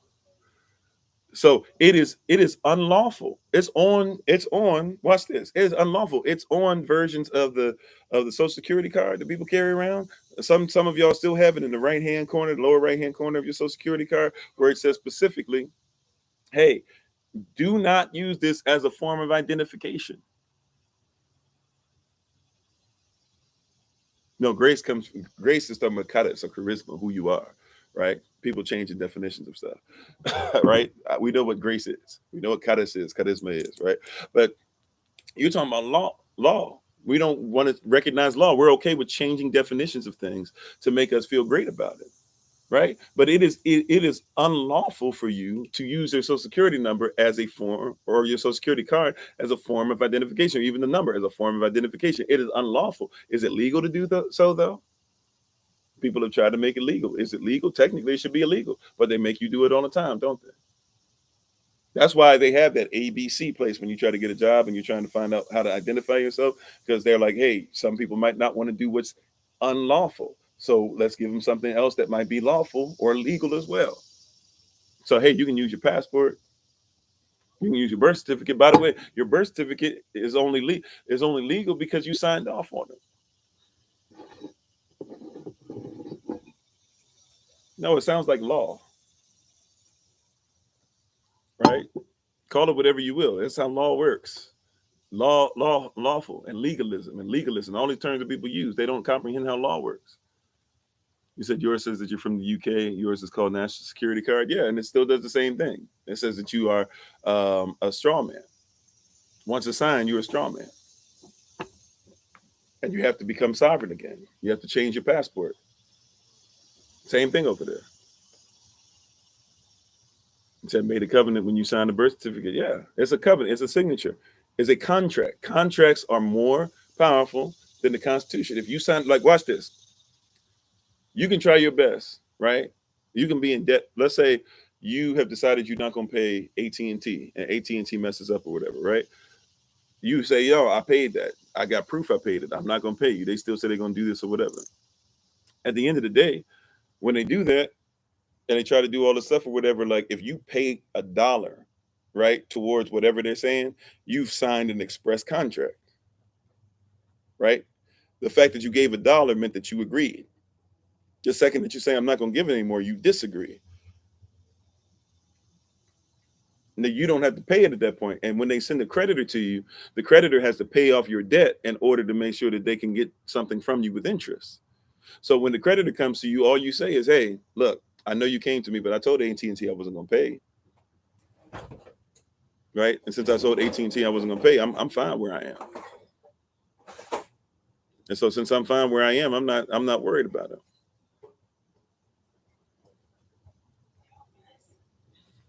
So if y'all want me to do whatever, like, I'm fine with where I am. Like, but you as a creditor wouldn't have been able to.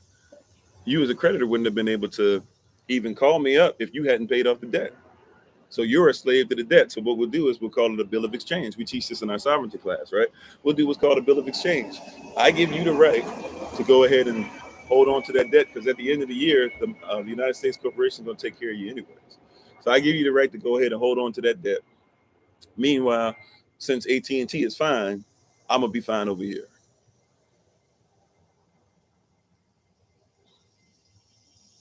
Right? See, you're talking about law, but don't realize how law works. So somebody would see that and be like, oh, but the Bible says render Caesar's things to Caesar. Yeah, I did. We had a bill of exchange. I said that Caesar lied. Therefore, Caesar was unlawful. I didn't pay Caesar. You came and paid off what Caesar said that was owed anyways, though. So I would go ahead and tell you, since you paid it off, I'm cool. That's your express contract now, right? And I'll go ahead and take my name off it because I never wanted my name on it in the first place. So it can be yours, you keep it. Even when they try to get clever. So you should be able to do that, learn that, and then call whatever Equifax or whatever, because they're going to try and do that. We're going to keep it on your stuff for 7 years thing. Now, don't be what? You're supposed to be honorable. If you do something dishonorable where you're just trying to get out of debt by never paying a bill, then that's something different, right? I'm not here for that. But if they're dishonorable, then you have a right to call out dishonor.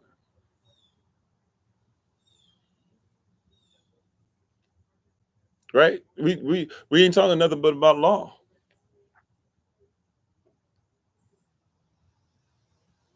Yeah, Mo Desire. A lot of us wouldn't. I mean, a lot of us did it, right? But we didn't know any better. But you can get married. Marriage is sex. Sex is marriage. And if you want a ceremony, you get the ceremony and everything. Like, Israelites used to do ceremonies in their homes.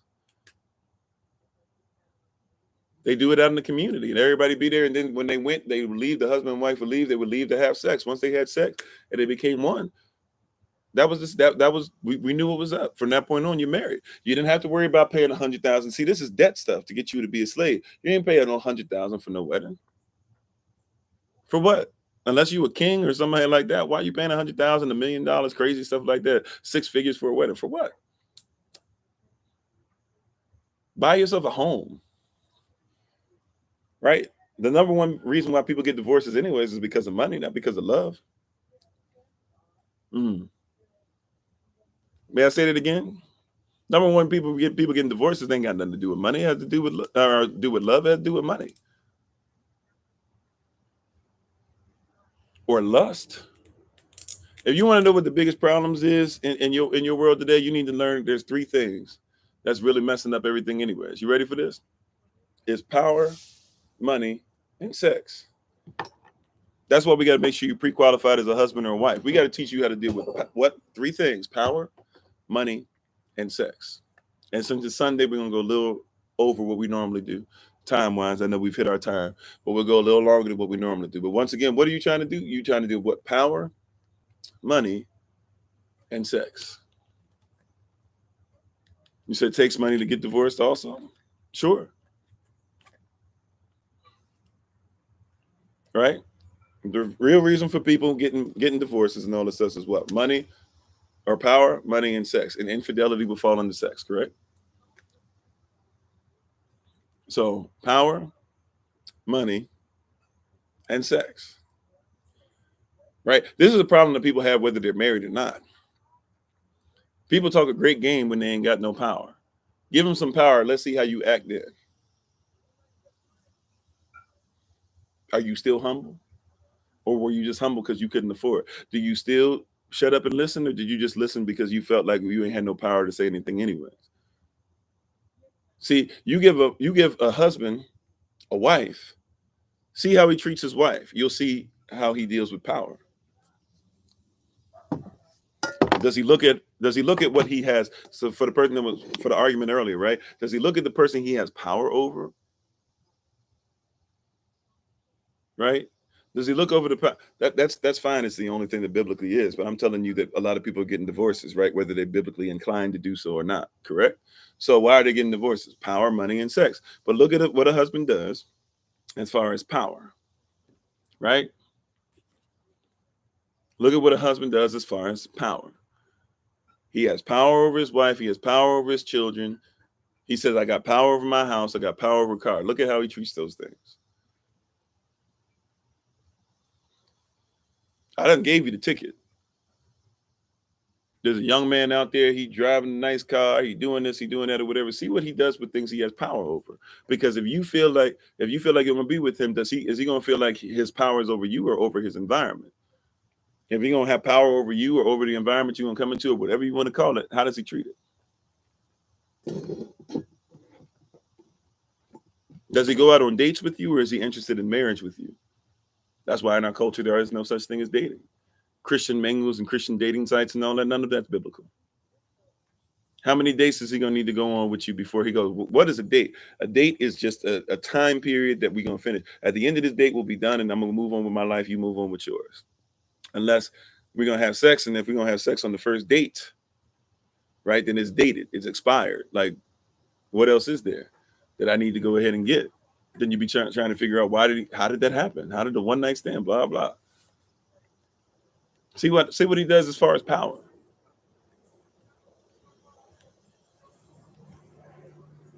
Money.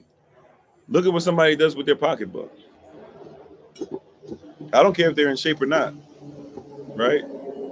See how much money they put in the gym. You'll see if they care about being in shape. Or see how much money they put into their health as far as the food that they buy. See what they buy. See what they buy. Right? Somebody says, I want to lose weight. What you eating? I can see by what you buy, your money. You give somebody more money, they just become more what they are. That's why a lot of people, when they win the lottery, they go broke.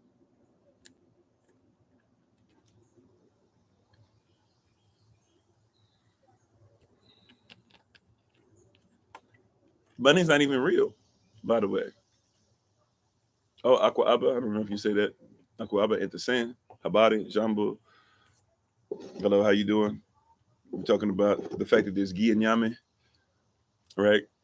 But but I'm telling you, like, money will just show you more of what somebody is. A lot of people are jerks now. Give them some money. So you think they're going to become nice? Some people are nice now, at least so it seems. Give them some money. If they can make enough money where they don't care about you because you're not in their tax bracket, see how they're going to treat you.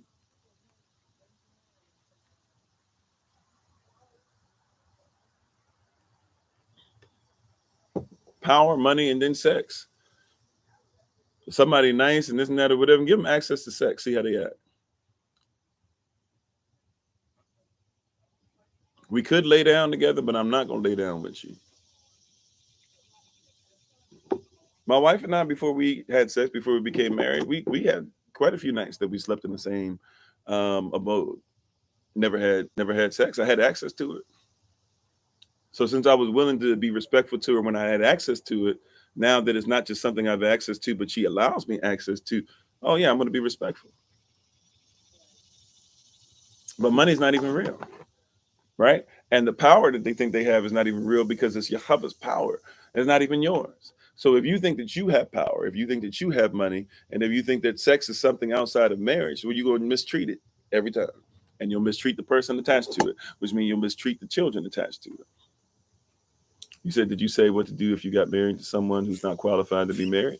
I mean, it depends on what's going there. We talked about this yesterday in our SOC meeting. It was on Zoom. So, but we talked about this yesterday. If you have, if you're in a marriage with somebody and that person is not, I'm trying to make sure that I scour it because we like those discussions to be a safe space, even a safer space than these spaces. But yeah, basically, if you're married to somebody that's there, in scripture, it talks about like, first of all, see if the spouse wants to be with you. If the spouse wants to be with you, you let them stay with you, whether it's the husband or the wife, right? And it says in the verse after those two verses, it talks about the husband and the wife. Then the verse after that, that's where it says that it's it can be your actions, your the way that you live, that could actually be what sanctifies. And the word, when we looked at the word sanctify, it actually means that you can cleanse them out from the inside out, from the soul. You said, what about a polyamorous relationship? I don't do those. We don't do those in our culture. So you'd have to ask somebody else about those. I'm faithful to one wife, and we don't really have anything that says that it's okay to do anything outside of it. Doesn't mean we don't have any examples of people doing it, but even when people did it, it always ended up bad in our culture. So yeah, we don't do those. Somebody else wants to do that. That's for you. I don't have any answers for that. We record all these on YouTube, usually on the podcast. I haven't had the podcast up for a little bit because of just trying to get back in sync with things. We were doing cross country thing for about a month, so trying to get some things back on track. But yeah, we do it here. We have stuff on Patreon. We meet up together. We have all types of stuff. We're a community. This is just something we do on the live only. We actually, make sure that we check in with each other, visit each other, show love to each other on a regular basis. So if you like more information on how to be part of the family, if you're on YouTube, if you're looking for us on the YouTube channel, you can look up hashtag FindKofi, like find, like you're looking for something, and then Kofi, Kofi. If you're on YouTube, you can look in the description box for everything already. If you're on TikTok, just go to the main TikTok page when you get a chance, either here, Kofi_43, or even go to Kofi_42. The link tree is on both of those. Click on it. You'll be able to find the YouTube info or even the website info and be able to go from there. I'm on, right? But yeah, money's not even real, but people are using it or holding on to it like it's real. And people will marry people based off of money, and money's not real. If you want to see what somebody's going to do, see what they'll spend the money on, because you use money as an exchange to get what's real. And there is nothing to back up money. There's no gold or silver left to back up the money. That's the only reason why money was real in the first place. It's 11:11. Amma, babe, it's 11:11. So, so when you see those things, it's there. You said, who can remarry after divorce? Anybody. Just make sure that you're qualified as a husband or wife again, and purification happens so that you can be ready to be who's there. Especially if there's um, adultery. You have to make a decision. Once adultery is made, that person has broken the contract. If you feel like you're going to reinstate the contract, then you have to find a way to make that work and not keep bringing that up, which means the person has to show that they're worthy of not only the forgiveness, but the trust again. But if you're not going to stay with that person you're with, purify yourself, get yourself together. Don't jump right into another relationship, but take time out to grow. But but yeah, if you get yourself together, why not be married again? Hello, Anthony. Thanks for being part of the community. All right, shalom to you, Tom. Yeah. But yeah, so this is all coming from places of culture, and hopefully people are grasping that, right? Like when we're talking about this, we're talking about culture. Oh, okay, Sister Cynthia, be careful out there. Thanks for helping and being a blessing to somebody. All right. Yeah, but you gotta be in a position where you're thinking about stuff from a cultural perspective. We don't think about it from a cultural perspective. Right? We don't think about stuff from a cultural perspective. So we have all these conversations, but people are doing what? Skipping over culture. Culture comes first. Your belief is based on your culture. Your emotions are based on your belief. So the emotional response that you have, you got to say what belief solicits this emotional response, and then you have to say what culture solicits this belief.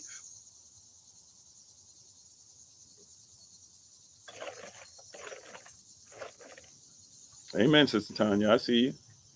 Right, and you can DM us too if for whatever reason, just contacting us or put it in the comments. It's probably better putting in the comments after the video ends if you're on YouTube, but you can always DM us, or if you're on YouTube, put in the comments there, or right, and we'll get back to you. Right, and we have tons of stuff right that's there to be able to help out. We have ministers in different places, all types of stuff. You said they told us we didn't have a culture, so some of us are still unlearning. Yeah. Yeah, and that's part of it. Is I comprehend. That's why we're on every day.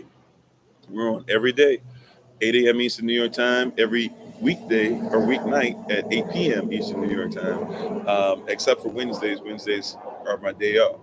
Right, we're trying that out for a little bit to see how that works. But we got to be on there every day. Can we define infidelity? I mean, what we talking about? Cheating?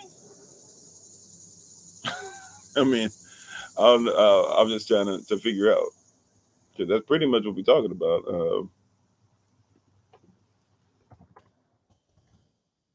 I mean, okay, infidelity by definition, according to what I'm looking at now, the action or state of being unfaithful to a spouse or other sexual partner, unbelief in a particular religion, especially Christianity, which for us we would say, is followers of the way or the word of Yah, etc. So if it comes to you being disrespectful to somebody's religious belief or you cheating, then you're cheating. By the way, cheating on Yahweh is infidelity because you're supposed to be married to him.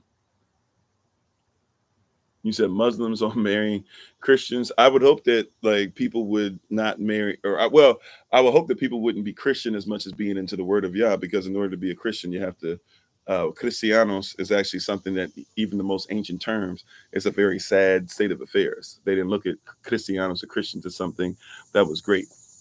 However, if we're going to talk about, let's see, if we're going to talk about, like, if you're basically just saying, what if two people who are of different religions marry, or whatever religions, using that word, because religion literally means a legion of people that repetitively do the same thing. So, but we call it religions now because people have changed the definition. But I would say this, like, even a proper Muslim knows that Allah and Allaham are the same. So after that, the conversations need to be a little different than what we think, right? And I don't believe that, right? So there's a lot of stuff that when you talk to Muslims, right, actual Muslims who believe in what they say and do, you'll find that a lot of the conversations are a lot different than what we would have. But it's about, I mean, for me, it's about kingdom first, right? I'm not a Christian, but I'm still in the kingdom. So as somebody who's in the kingdom, I still, as somebody who's in the kingdom, I'm going to look for kingdom first, right?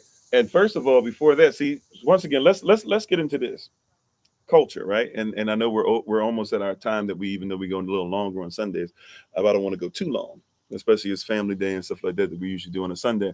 But we got to go culture first. Culturally first, you would train your child in the way that they should go, financially as well, because that's what that verse actually is talking about. Because the next verse behind it says that the borrower will always be subservient to the lender. So you actually should train your children up financially so that they can make sure that they have great equity. Proverbs chapter 1 verse 3 talks about equity. It talks about wisdom and all this stuff, and then talks about equity. And we never teach equity. That's a problem that we have, and as being people who say that we're in the truth. How do you be in the truth but you don't teach equity, right? Oh, okay, Florida in the house. How you doing, Tristan? Or Tristan, not sure how it's pronounced. Also, too, we're gonna be down in Florida at some point. I got to start calling people down there and start trying to figure out how we're gonna do this. um, we went everywhere else in the country just about to visit others except for Florida, even though we go to Florida for different family things, but we haven't visited people down there. Um, so we have some info for you guys very soon. Um, but yeah, what was I saying?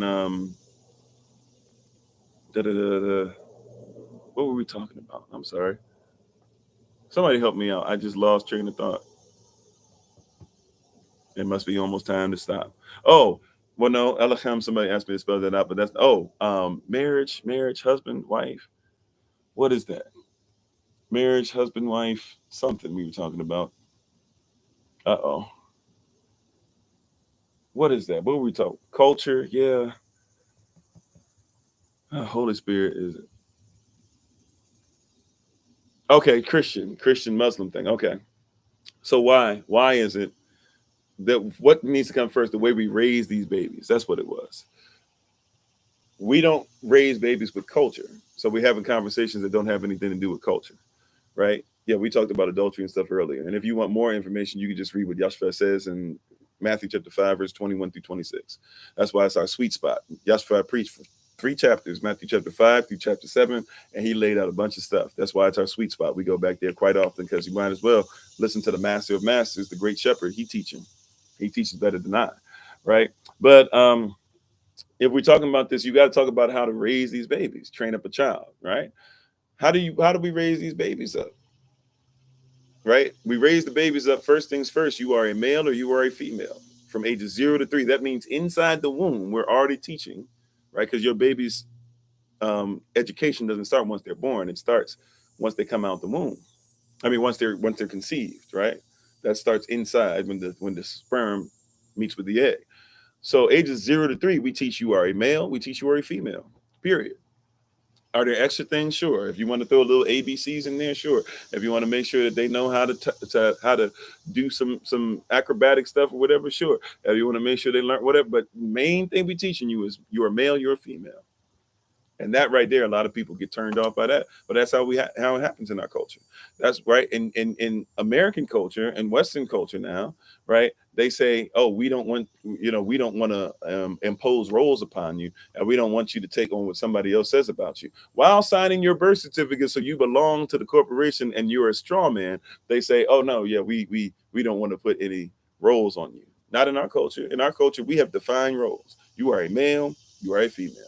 You wear certain colors, you eat certain, well, I won't say eat certain things, but you wear, actually, kind of, sort of, but you wear certain colors, you wear certain outfits, you don't do certain things. It's not pure for you to be in certain situations. You don't need to see, the nakedness of your father, right? Naked. That's why it was so terrible what he did. The nakedness of the father is to literally walk in and see your father, where your father's seed comes from. Only one person should see your father's nakedness, and that is your mother, because she's the only one to become one with him. Anybody else should never see the nakedness of your father, right? Like there's reason, there's principles behind this. Ages 0 to 3, you just train them. You are a male, you are a female. Ages 4 to 6, what do you train them next? Ages 4 to 6, you wean them from mama. If they're a boy, they're not going to be a mama's boy. They're not going to follow around mama all the time, right? And if they're a girl, you wean them from mama a little bit to where they'll still be around mom, but they're not going to be like under her coattails for everything either, right? Because why? Ages 7 to 9, if you're a girl, you're going to do what mama does, but you're going to do it as in an apprenticeship. If you're a boy, you're going to do what daddy does as an apprenticeship. That's why Yashua was a carpenter, because Yasaf was a carpenter, right? Joseph was a carpenter, so Yashua was a carpenter, right? Okay, ages 10 to 12, you give them some really, really in-depth education. And if you can't give it to them, you find somebody else who can give it to them, right? That's why we homeschool. We homeschool because it's not the world's responsibility to raise our children. It's our responsibility to raise our children. So we're going to make sure that you do this stuff. And if there's something we fall short in, there's a brother or sister in this community that can bless you with what we can't bless you with. But you will get what we know is for you and your calling. Because is school designed to help you in your calling? No, school is designed to make sure that you make money for the system. Thanks for being part of the community, Born. Appreciate it. Right. So then after that, ages 13 to 15, we teach you what it is to be an adult male or adult female. That's why you do your bar matavach at bat mitzvah, or what you call bar mitzvah or bat mitzvah, right? Because at age 16, we already trained you. You're an adult, but we ain't finished with your training. Age of 16 to 18, now we got to train you what it is to be what? To be a husband or a wife, and to know the opposite, what you should expect from the opposite. So you don't need to date in our culture because you already know what a husband and wife is, and therefore, even if you have arranged marriages or you happen to run into somebody in your work and you find a wife, you will know what a wife is, and when you submit your resume to your wife, you will know what a husband is, or she will know what a husband is. Then we're not finished there though. Why? Because the last thing that we're going to train you on is what? Ages 19 to 21. We're going to train you what it is to be a mother or a father or vice versa, or to know what the opposite side is supposed to do. And then if you're a male, we give you your inheritance. We say build up your community and build up yourself. So when you find your wife, you already have your money situation together. We already gave you an inheritance. We gave you business knowledge and all that. Continue to do what we're doing. And when you get married, you're actually going to have to come back and add on, build on a mansion. That means an add-on to the house so that you can bring your family back with you so we can keep this money in house, right? Meanwhile, the wife who's been trained to be a mother, she stays in her father's house, still might have a business, do a lot of stuff, but she stays in her father's house. Why? Because he's making sure she's secure the same way her husband will. It'll be the father. That's why when you walk down the aisle, the father will give away the daughter, because you're going from father to spiritual father. You're going from somebody who couldn't be her husband as a father to somebody that can be her spiritual father and therefore qualified to become her physical husband. Right now, put all that together, and it don't matter what the faith is of somebody you meet. If they don't meet certain qualifications, you ain't getting married. I know somebody thought I was beating around the bush there. I got to your question, so you got to hang in there.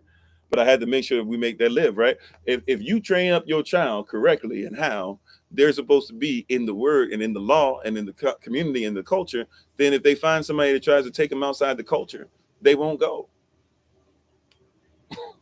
That's first things first. People be like, well, what if somebody's black? What if somebody's white? Look, the Bible tells us to try and get with people who are Yashtel, but don't forget people can be grafted into Yashtel, right? So if there's a sister out there who's not a sister in color, but she's gonna be a sister in belief system, and she gets grafted and does everything she is. If she married a brother, cool, right? But if there's a sister out there that's not gonna uphold the culture, right, then she ain't a sister, because not even all Israel is Israel. So just because you're a black woman doesn't mean that I put you before a white woman if you won't follow the word of Yah, right? Who you think is better for our community, even though one is way older and I don't really find either attractive, if I'll be honest with you, for different reasons. One is old and one is just cantankerous, right? You would think that one would be old and cantankerous, but you get what I'm saying. Jane Elliott and Candace Owens, right? Who you think is better for the black community?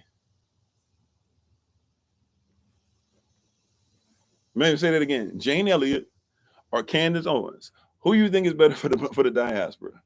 I'll take Jane Elliott every time. I will protect Jane Elliott. She must be protected because she do more than a lot of us, right? Candace Owens can kick rocks. She used to be on our side, and then when they paid her, all of a sudden everything that she was saying against Trump and against white folk and all the stuff like that now was and doing to help she got paid because of the NAACP. Now she talks trash about the NAACP. I'm just saying, like, just because she's Israel don't mean she's Israel. And just because she wasn't born Israel doesn't mean she can't be grafted in, right? Not all skin folk is kinfolk, exactly. You hear what I'm saying? So if Candace Owens ever tried to come on the land that we trying to put together, I don't care who the security person is, they need to go ahead and tell her roll somewhere. She ain't had no place on Israelite land because she would tear it apart. And if she were to decide that she was going to change who she was and become better or greater, guess what would happen? She would need to go through a process of proving it, like Paul had to. You remember that? Paul had to prove himself. Yeah. Paul had to do that. You had to prove yourself. Stacey Dash as well. Yeah, you got to prove yourself at this point. Right? The girl who married Prince Harry. She ain't got nothing to do with black people. All of a sudden she gets married, and now all of a sudden she's like, oh, my black side means so much to me. And she got people singing Oh Happy Day and getting the blackest of the blackest. Right? It's like, you ain't roll with us. Like, this ain't a black white thing. Like, you can fool everybody else. And by the way, you ain't the first black queen. So kick rocks. Matter of fact, King James came from a black mama and a black daddy, which means he's black. Queen Catherine, who was married to King George, she was a Pranet, the same way that George Washington was married to a Pranet, right? They were both married to black women, right? Now, she was a little darker and kept some of her African side a little bit more. George Washington's wife was into colorism, and she thought she might as well be called white, right? But you ain't the first one, right? But you get somebody, like yeah, exactly. You get somebody money, power, and sex. Or access to sex, really, access to money, access to power, access to sex. See what they do. That's when I know who you are. See what you do. When I say, okay, it's okay, you can go ahead and talk to the people of Yah, and I start seeing you talking to the people of Yah, and I see that you doing a little bit of extra. Yeah, we'll see. I see who you are. I just give you access to a little bit. We let you start preaching. Let's see what you start preaching. Let's see, because you can start preaching if you talk down to people or if you uplift people. We'll see what you do. You blackity black, right? But real talk, you'll see what people are. You want something that's very interesting to me, and I'm not trying to talk bad about our leaders because I listen to some of them, right? But real talk, a lot of our leaders out here, even the ones y'all know about that be owning stuff, the black men, a lot of them got really young black wives. So I listen to them as far as nutrition and things like that, maybe some spirituality stuff. But you know what? I can't listen to you as far as marriage because you've shown me that you have no ability to stay committed to a marriage because you all in your 80s, 70s, 60s, 50s, you have a midlife crisis and throwing away, or old life crisis, throwing away the women that helped you to build what you build. And then you try and get young girls out here. Like I said, before we can start talking to everybody else about their stuff, there's some stuff we got to deal with ourselves. So I'm not here right now to save the world. My Q&A session probably sounds a lot different than others because everybody else is trying to save the world. I'm trying to save my people. And by the way, it's not even for me to save, right? I can't save anybody. I can just give tools and say, hey, there's another way. There's another way out. There's another route you can take.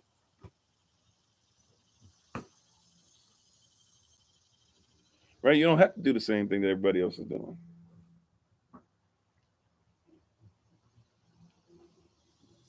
Right? But I'm trying to get people to come out of the system. I'm trying to get people to come out. They saying save the system. Let's put more people in office. Hey, stop voting. Voting ain't done nothing for you. Start building. Building does something. Man, we need to come together. No. When you were your strongest. Look, diaspora, y'all in the diaspora, I got a question to ask you. You ready? Have you had more power and success when you've been integrated, or more power and success when you either were segregated or when you had your own kingdom? I'm not saying we need to be segregated, but I'm just asking the question. Did you have more power when you were segregated? Did you have more power when you had your own tribes and kingdoms? Or did you have more power, or have you had more power since you've been integrated?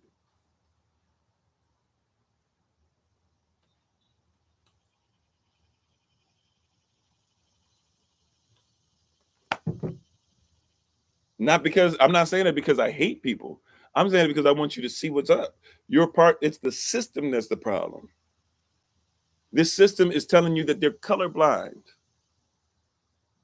How you gonna help somebody who's colored if you can't see the person who's colored? That's a bar right there. I don't even think I've ever said it that before. But think about that. Like, how you gonna help the person who's colored and you can't see color? I don't see color. How you gonna help me then?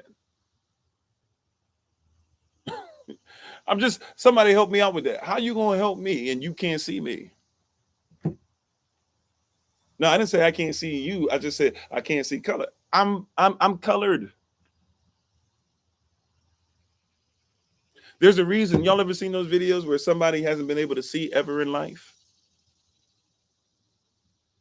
Oh, thank you, Sister Cynthia. Appreciate it, right? Like, you ever seen those pastors who I'm sorry, pastors, those people who haven't been able to see color, they've been colorblind their whole life, so they can see maybe a little bit of color, or they see black and white, or they can't see reds or greens and stuff, or yellows and different things like that. But then all of a sudden somebody buys them a pair of glasses, right? and they put on the glasses. This is what I'm trying to get you to do, right? They put on the glasses, and when they put on the glasses for the first time, and it's I watch them from time to time because it brings me joy. It makes me tear up. It makes me cry. If I be honest with you, I'm a crier, right? But it makes me cry. It makes me tear up. But when I watch, however, as I watch it, it's amazing because I'll be watching it and I'm like, this person was blind, but now they could see their whole life, but they didn't realize they couldn't see. And the difference is startling. I can tell because of what they do. They put it on and they do like this, or they put it on and then they immediately like they'll do stuff like and they just start going down in their hands. They don't want to show everybody that they're crying. Right? Like just because you can see don't mean you've been seeing correctly your whole life. You haven't had a whole way of seeing. Yeah, they're taken aback. They thought they could see their whole lives. And then somebody who loves them, hear what I'm saying? Somebody who loves them comes by and says, I love you so much, I want you to see something that you've never seen before.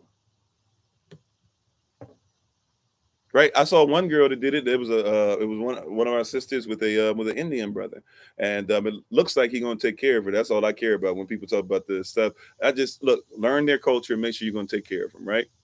But yeah, and she and so they got married. She said, "I love you, baby." On their wedding day, she comes up, she gives him the glasses. He puts them on, and he starts crying, and he's just looking around. He's never seen before. He's looked, but he's never seen, right?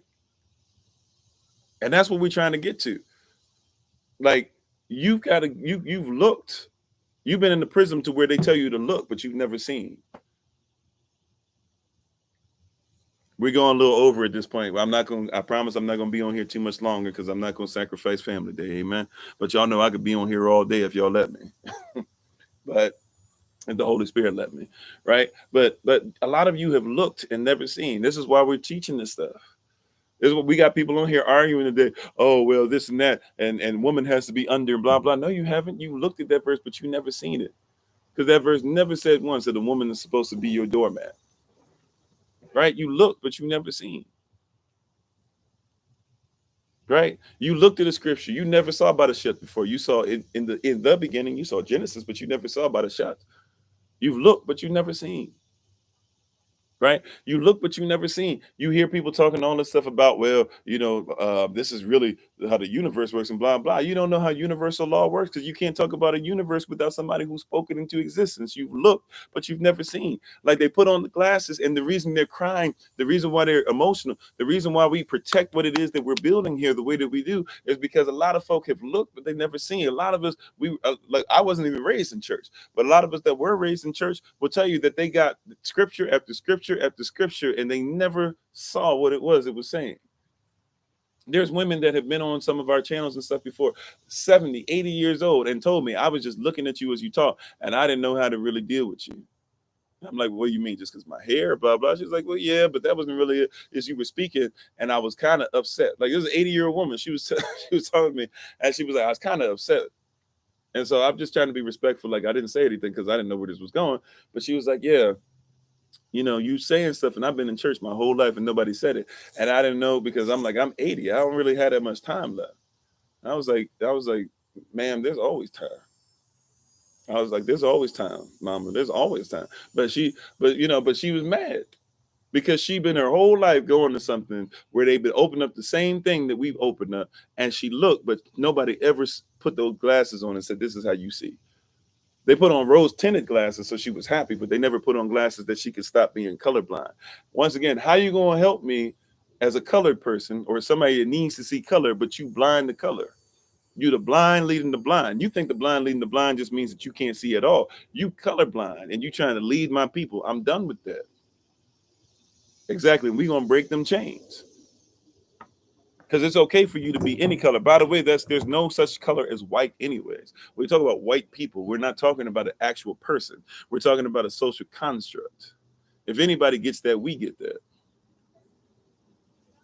Yeah, sometimes it's not their time, right? But I'm just saying, right? But you know what? I'm thankful. There have been people who are with us and they're like, yo, some of the stuff you're talking about, I know I'm not going to experience in my lifetime. But the fact that you helped me to see it for the next generation, we're going to pour in. right? It's because they looked, but they never saw. They never were going to pour into the next generation. They thought the next generation was crazy. But then you find out why your generation was crazy and crazier for not teaching the next generation. They say, you know what? We at fault. Let's get it. Because they looked, but they never saw. They never had the glasses put on. Nobody ever loved them enough to say, hey, I know you can't see the colors, so let me put on the colors for you. Right? People will say it doesn't matter if you're Israel. I'm done after this. This is the last point. Thank you, Focus. Appreciate you. This is the last point. I know I can say that a lot, but that's what preachers do. We always on our last point for the next 17 points. Right? However, for real, this will be the last thing, and then we're gonna go ahead and get ready to take our leave. And I appreciate you guys, and you guys still, if you didn't get certain emails that I've been talking about the last couple of days, you should receive them today. All right, and hopefully the sisters had a great time last night. I fell asleep kind of early as I'm trying to get back used to again, so I can get my timing back. We've been traveling all over the place, but hopefully the women's meeting went well last night for you all. I didn't get a chance to get an update because I woke up, and went straight into getting ready for this today. I wanted to say, what was I saying? Colorblind. Colorblind. You can't teach. Oh yeah. So when it comes to stuff, even the people that are speaking against Israel. Oh, you missed the sister date. Well, we got it recorded. Right. Glad that you could make it though, son. But when they even speak against Israel, that's why we try to tell people you can't talk about the Bible without talking about who Israel is. And people want you to miss it because they want you to be colorblind. Right? Just like they say, I don't see color. They read the Bible, they say, I don't see Israel. But let's go ahead and give to this modern version of Israel. Let's listen to Pastor John Hagee. Let's watch people put on hats. Have you ever noticed they put on the hats and then they put on fake curls because they don't grow? See, you see how my hair grows naturally. See, they tell you stuff, but you can see the stuff for yourself. You see how my hair, right? Like it's not pulled up right now. It's not bushed up or whatever because a lot of it's going to the side, right? But we call it new growth, and people make fun of you because you can't see your scalp and all that stuff. Even though y'all can see my scalp, and people be trying to talk about it's not healthy. But I'm not trying to have designs and stuff. It's just free growth, right? But you see how it's flat. You see how it's flat? Right? You see how it's flat? It's flat because that's the way it looks when it grows naturally, and it just hangs down. Right? Now, they put on a hat on their heads. They shave their heads, right? All over the place, and then they put a hat on their head, right? Sometimes they'll let hair grow out the side, but they put a hat on their head. They do it with their children. Children a lot of times will have the boys will have curls growing down the side of their head, but they'll put the hat on their head so that it's flat here and you can't see what's going on here. And then what happens? Then they put the fake curls that come down from the hat so that they look like this. I don't have to do that. I grow it naturally. Or they'll put on the yarmulke, right? And then hopefully have some curls coming down the side. I don't have to do that. Why? Because mine does it. It's its nature. When it grows freely, my nature. See, how can you tell who I am? They tell you not to look at somebody, but it doesn't make sense. They tell you not to look at somebody's color, not to look at it, but it doesn't make any sense because it's a sign of where I come from, right? What they have to do, what they have to force, right? Because I'm not supposed to have a razor touch my head. That's according to the Tanakh that they said that they follow, even though they follow the Talmud more than the Tanakh. But they say that they're not supposed to have a razor touch their head. When a razor doesn't touch my head, this is the look I get. When a razor touches their head, they can kind of sort of imitate it. You said some women cut off all their hair and wear wigs. Yeah. Like they have to imitate what we get natural. Right? You got to inject yourself to get our sisters' hips. But then you tell us our sisters' hips make them look foolish. But then you look even more foolish. You have to inject stuff to get them lips. But our sisters have those lips naturally. You tell them that they need to buy your lipstick and your product so that they can have lips that look like yours. But you had to pay extra money to get lips that looks like what comes naturally. Don't let somebody fool you, right? Don't let somebody fool you out here, right? You are natural. You are naturally the standard. Revelation chapter 2, verse 9 tells you that you think that you are in tribulation and all these things, and you think you're poor. Reality is you are rich. Exactly. It's that Babylonian Talmudic type belief. Exactly. But you really are rich. And it says there are people that say they are you, but they are the synagogue of the Satan. It is satanic for somebody to tell you that you are not you. I didn't write it. I know a lot of people don't like what I said, but I'm telling you, I didn't write it. It's in your Bible. You'll read your Bible, it'll bless you. I didn't write it. Right? We don't. Revelation wrote. Revelation chapter 1, verse 1, by the way, says that it's not my revelation and it's not your revelation. It's a revelation of Yahshua HaMashiach given to him of Elohim. Right? Revelation chapter 1, verse 3 says you got to observe towards doing what it says. If you're not going to be obedient to what it says, then stop talking about that you follow what's going to happen. That's going to bless you in Revelation. Matter of fact, what does the word revel mean? Revel means to rejoice. The Tion means the noun, a person, place, or thing. So when I'm talking about revelation, I'm either a person that has the ability to rejoice in what's going to happen. I'm going to be in a place where rejoicing happens. I'm going to be involved with some things that will lead me to rejoicing, which means that my rejoicing doesn't start when everything in Revelation finishes. My rejoicing starts now in what's coming. And therefore, like the kingdom of heaven is not something I'm going to. The kingdom of heaven is inside of me. Revelation chapter 1, verse 14 and 15 tells you what Yahshua looks like. And he looks a lot like, I used to believe the white Jesus thing or whatever when I was younger. The light-skinned Jesus, if he wasn't that. But then I looked one day in Revelation and I saw myself. Because come to find out that in Revelation chapter 3, verse 9, or 3, verse 7, this same Yahshua that I saw myself in, he said that he is the one that's holy. He said that he's the one that's true. And he said he's the one that holds the key of David or David. Now, when I found out who my people were, even more so, because I always knew, but I never studied. When I studied who we were, and I found out where we come from, and I found out that we still have the scrolls, and I found out that we've always been about the word of Yah, even if we've had a form of Elohim but denied the power thereof, or even if we've had a zeal of Elohim but never according to knowledge. When I started going back and I started researching, and then I saw what the modern day Jews tell us today, who are supposed to be these Israelites supposedly, and they told us that they owned us, and they told us what we looked like, and they told us even on a map where we were located. And I saw it was where my people came from. I saw myself. I saw myself. They didn't want me to see myself. They didn't want me to see myself. They told me everything other than myself. I wasn't supposed to see myself. I wasn't supposed to see myself. That was their mistake. Right? They weren't supposed to let me see myself. But when I finally saw myself, they hid it very well. They hid it in plain sight, because if you want to hide something from a lot of people, all you got to do is put it in a book. It was not even on a book. It was on a map.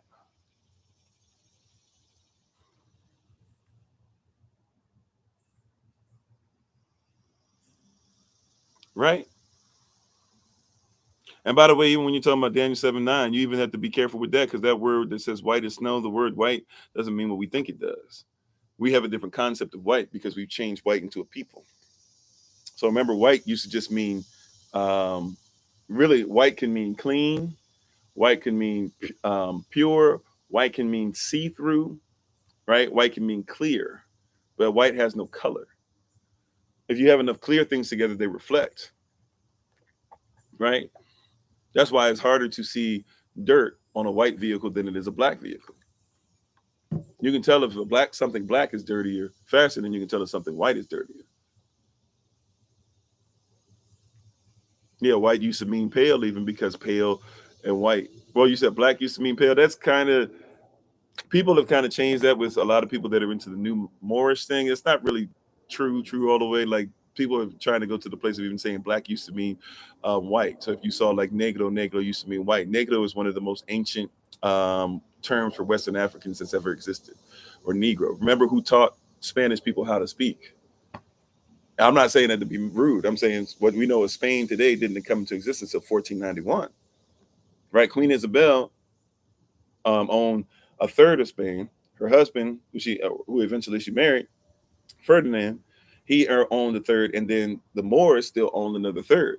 Then they defeated the Moors in 1491, right? But before that, the Moors were all over Spain, right? And then before that, you got to go back to Carthage. Carthage, before Rome, Carthage was over Spain for thousands a year or 1,000+ years. So you had Carthage over Spain for 1,000+ years. Then the Romans, who basically just did what the Carthaginians did anyway, so they just did what Africans did, and they were over Spain for a long time. What they then called Spain, what we now call Spain, what they called España was a little different.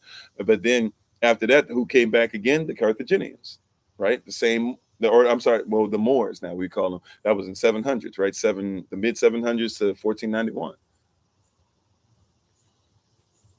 So you got to be careful.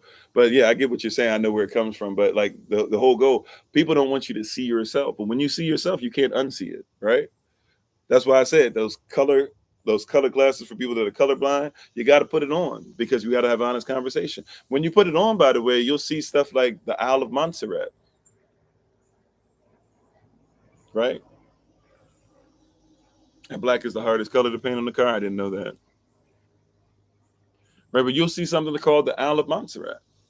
The Isle of Montserrat, what is that? That's Irish people and black people who are the same. Because still to this day, Irish and black people defend one another. In Africa right now, things that happen in Nigeria, guess some of the people who are going to be on the front line? Irish people. When it came to Mexico, Mexico was fighting for freedom, which are black people, Mexicans who were fighting for freedom and knew that they were going to take Texas away. Who stepped up knowing? The Irish people could have said, you know what, we're white people, let us go. Irish people could have left and went back to Ireland. They could have went and gone over to Canada. Guess what they decided to do? They stood there and they fought with Mexican people knowing they would die. If you go over to Ireland right now, you go over to Ireland and you'll discover that there's a Choctaw, one of the 5 favorite nations. There's a Choctaw monument in the middle of Ireland.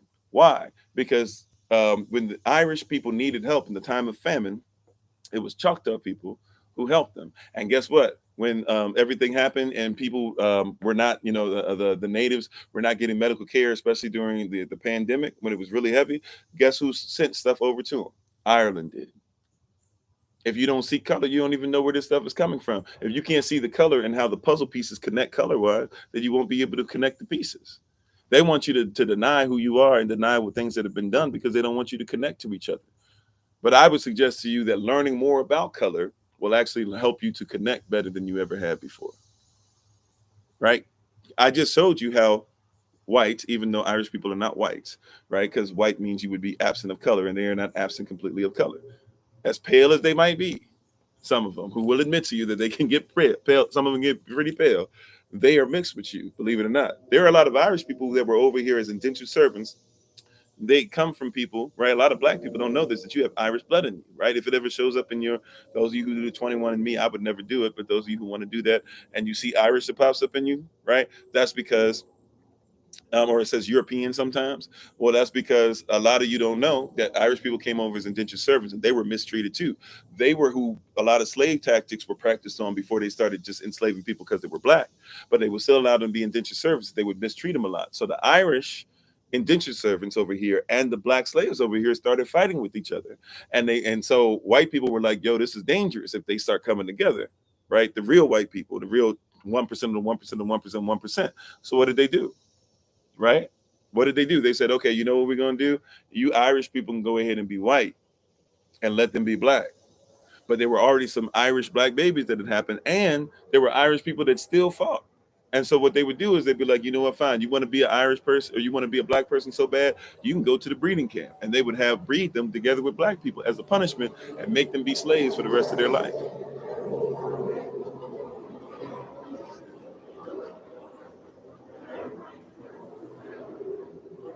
So you got a lot of black people that got Irish blood and a lot of Irish people that got black blood. Once again, look up the Isle of Montserrat. Go over there and see this stuff. But you got native people that are indigenous people that are mixed with Irish and stuff like that, because indigenous people were also considered to be black. By the way, if you were a native person who was enslaved, right, an indigenous person to the Americas, and you were enslaved and you were born, they would just write in your birth certificate black. So a lot of black people don't even know that they carry native blood.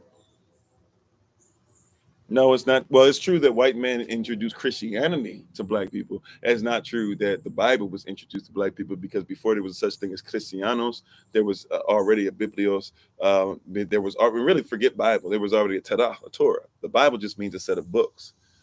Biblios is an island that they put together in an island, or not island, but it was basically on land in a city. And in that city, they started putting together what we call the modern day book. Right. So people would get a lot of stuff done there, and including even the scriptures. So when you have a holy means holistic, a whole, and then Bible means a set of books, which, by the way, if you have 66 books, technically that's a lie too, because you can't have a whole Bible or a holy Bible and it only has 66 books. But nevertheless, that's what that means. But yeah, before there was a such thing as Christianity, we believed in the Most High. We believed in Alacham. We believed in Yahweh. We believed in Gi and Yame. We did not, there were things that we did not do. Does that mean every tribe in Africa believed the same thing? No. But, even when people talk about Middle Eastern, there was no such thing as a Middle Eastern person until the 1800s. So like, even when people talk about Middle Eastern, that was Africa. Even if you go to Israel, when you look, there's a certain spot you'll look over from Israel to Africa, and you'll see, as you look over there, there'll be a sign, and it'll say that you, as far as the plates, right, are concerned, that you're standing over, it will say you're in Africa. You're not in a Middle East, you're in Africa. The only reason why you call it the Middle East is because that England in the 1800s started saying, well, everything to us is just East. Somebody said, well, what about China and Japan? They said, well, that's just Far East. And they said, well, if that's far and that's near, then I guess whatever's in the middle is Middle East. It came out of the people who controlled you. So, anyways, we're super over. We go longer on Sundays a little bit. Pretty sure my wife and I will be available tonight to do our special session. So those who want to come back on, I guess I don't know. We haven't done a special session on TikTok since we've had both channels going on at the same time. Let's see how we want to do that. Yeah, we'll do the special session on here on Kofi_43. That way my wife can get, great traction and stuff on here too. So we should be back here tonight, 8:00 p.m. Eastern New York time. If y'all want to join us, won't be as long as this rising was, but if you want to join us, we'll make sure that we're on for that. We thank you guys so much. We appreciate you. We honor you guys. You said Christianity was birthed to believe in one God, Elohim. No, Christianity was birthed to make sure that you mixed Roman with stuff. I'm trying to get up, but I can't let that one go. I apologize. Holy Spirit said we can't let that go, but I'll be quick, right? And there's other stuff we have on here, but you can't do that, right? First of all, with Christianity, what Christianity do you believe in?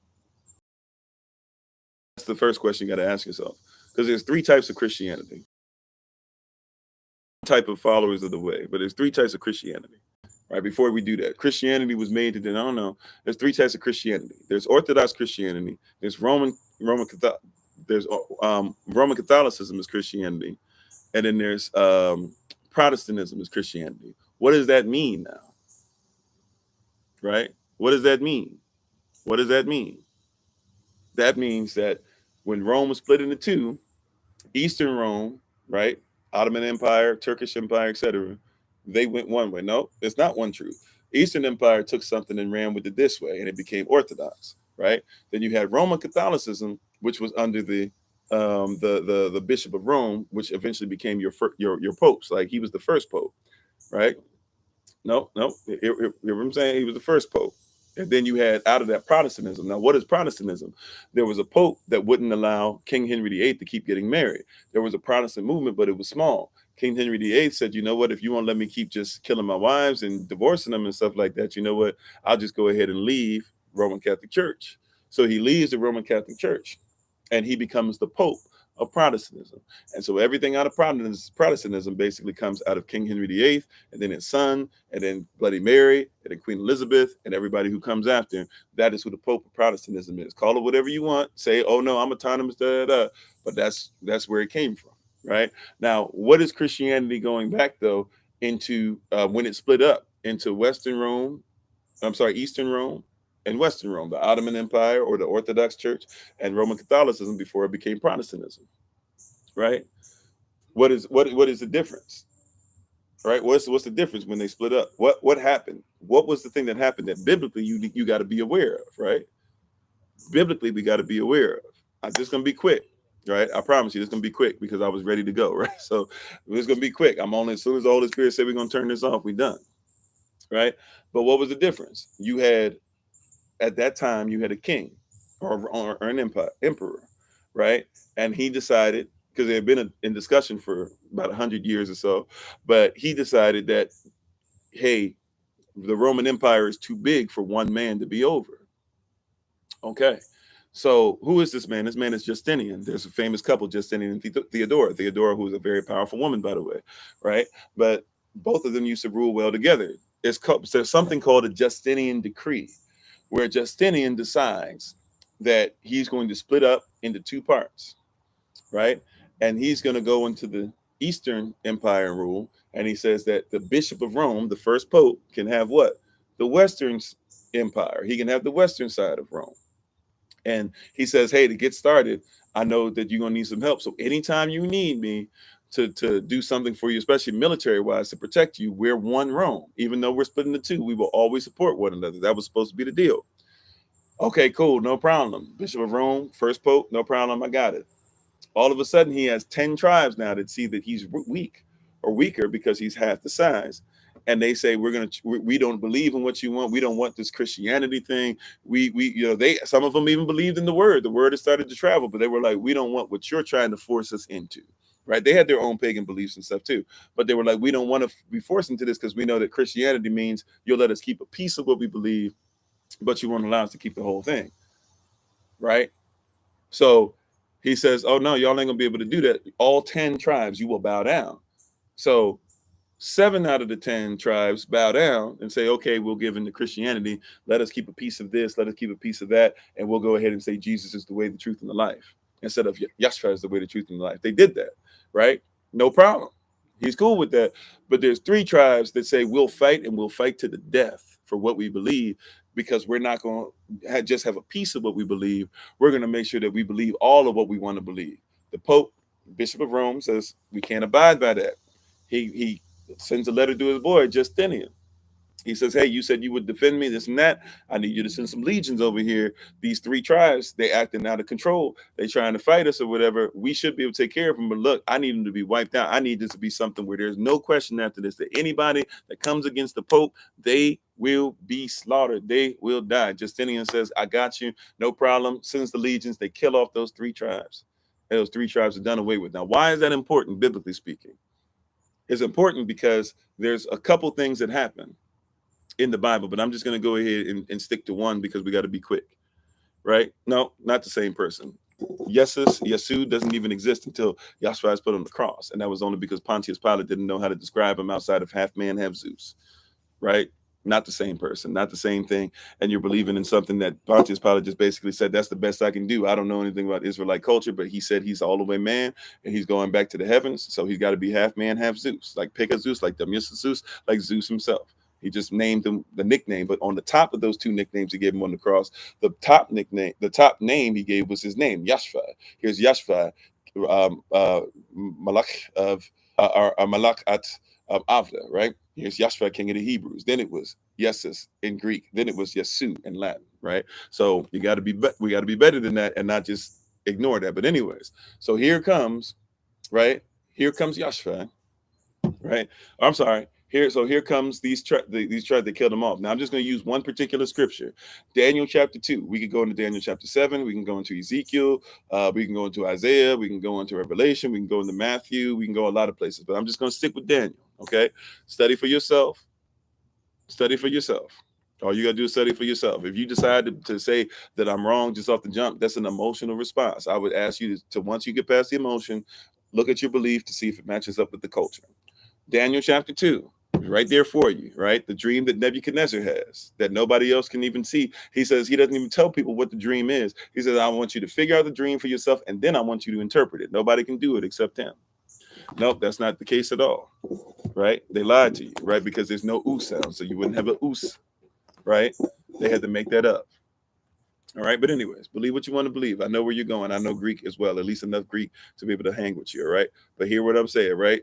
Disbelieve whatever I'm saying. And that's what I'm saying. I don't understand time while you say the whole time. You just disagree. It's weird. But anyways, praying for you. So when you do Daniel chapter 2, Daniel chapter 2 legit starts off, right? Or in the dream, it says that I saw, the dream was that there was a statue of a man, right? He had gold at the top to the shoulders, from the shoulders to the torso, to the torso he had silver, from the torso to the thigh he had bronze, and from the bronze, I'm sorry, from the thighs to the feet it was iron. After the iron, it says that iron was, the feet were made out of iron mixed with clay, and then it says that it had 10. So obviously there's 10 toes, and then it says that there was a stone that was thrown that destroyed the whole thing, right? It says the stone kept getting bigger and bigger and bigger and bigger, and eventually it started spinning, and then it was thrown, and it hit the statue, and the statue exploded. But the stone never had any pieces that flew off of it. The stone was solid, and it never broke. All right. So watch this. Watch this. So now, and all those things that are happening, we get to a place to where it says what? You got to see that Babylon is gold. He told Nebuchadnezzar that the gold that you see is Babylon. It's y'all. So what happens? And you can look up the time. Each time that one happened, it was one of these that would happen, that would come in, or one died off, one world power died off, it'd be another world power that did. So the gold is Babylon, right? Babylon's defeated by the Medo-Persians, right? That's the silver. Then you have the bronze. That's the Greek. The Greeks were in the Bronze Age, right? And by the way, you still have competition where people are trying to get what? Babylon, Medo-Persians, or Greeks, or gold, silver, and bronze, right? Right? That's what they did. And the Greeks are the one that started the Olympics. So they did what? Gold, silver, or bronze. They didn't do iron, but they did gold, silver, or bronze. Why? Because the Greeks were the people who started the Olympics. Therefore, you had a gold medal, Babylon, a silver medal, Medo-Persian, or bronze, Greek.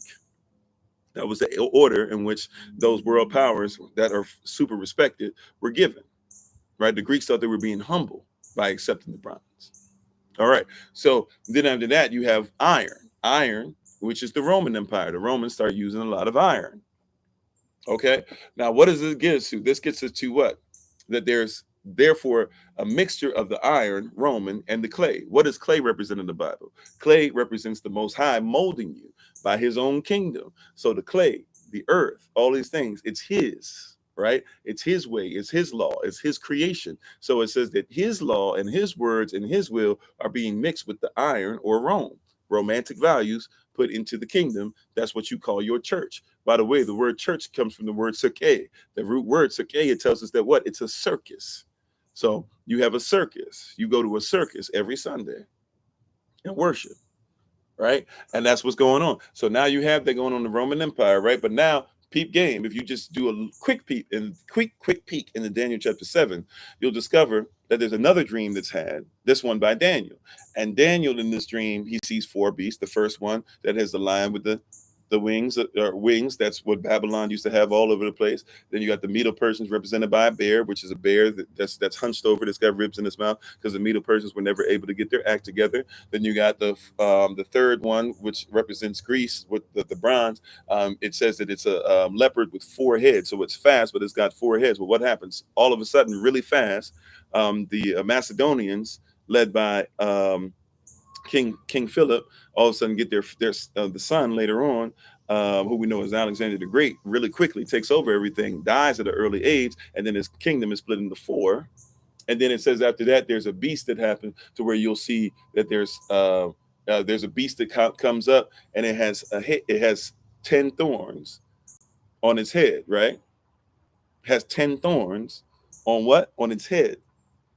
It has 10 horns, 3 horns will all of a sudden pop out. Now, what are these 10 horns, right? You had the 10 toes mixed with clay. You had romantic stuff going on at the same time. Rome is split up into 2 feet, right? And there's 3 toes, there's 3 horns, right? There's 3 tribes that are saying, we don't want to fight, or we're going to fight to the death.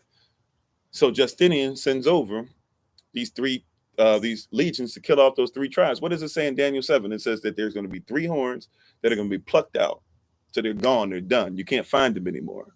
Right? But there's 1 horn, it says in Daniel 7, that continues out of nowhere, an 8th horn that pops out, and it speaks many blasphemies.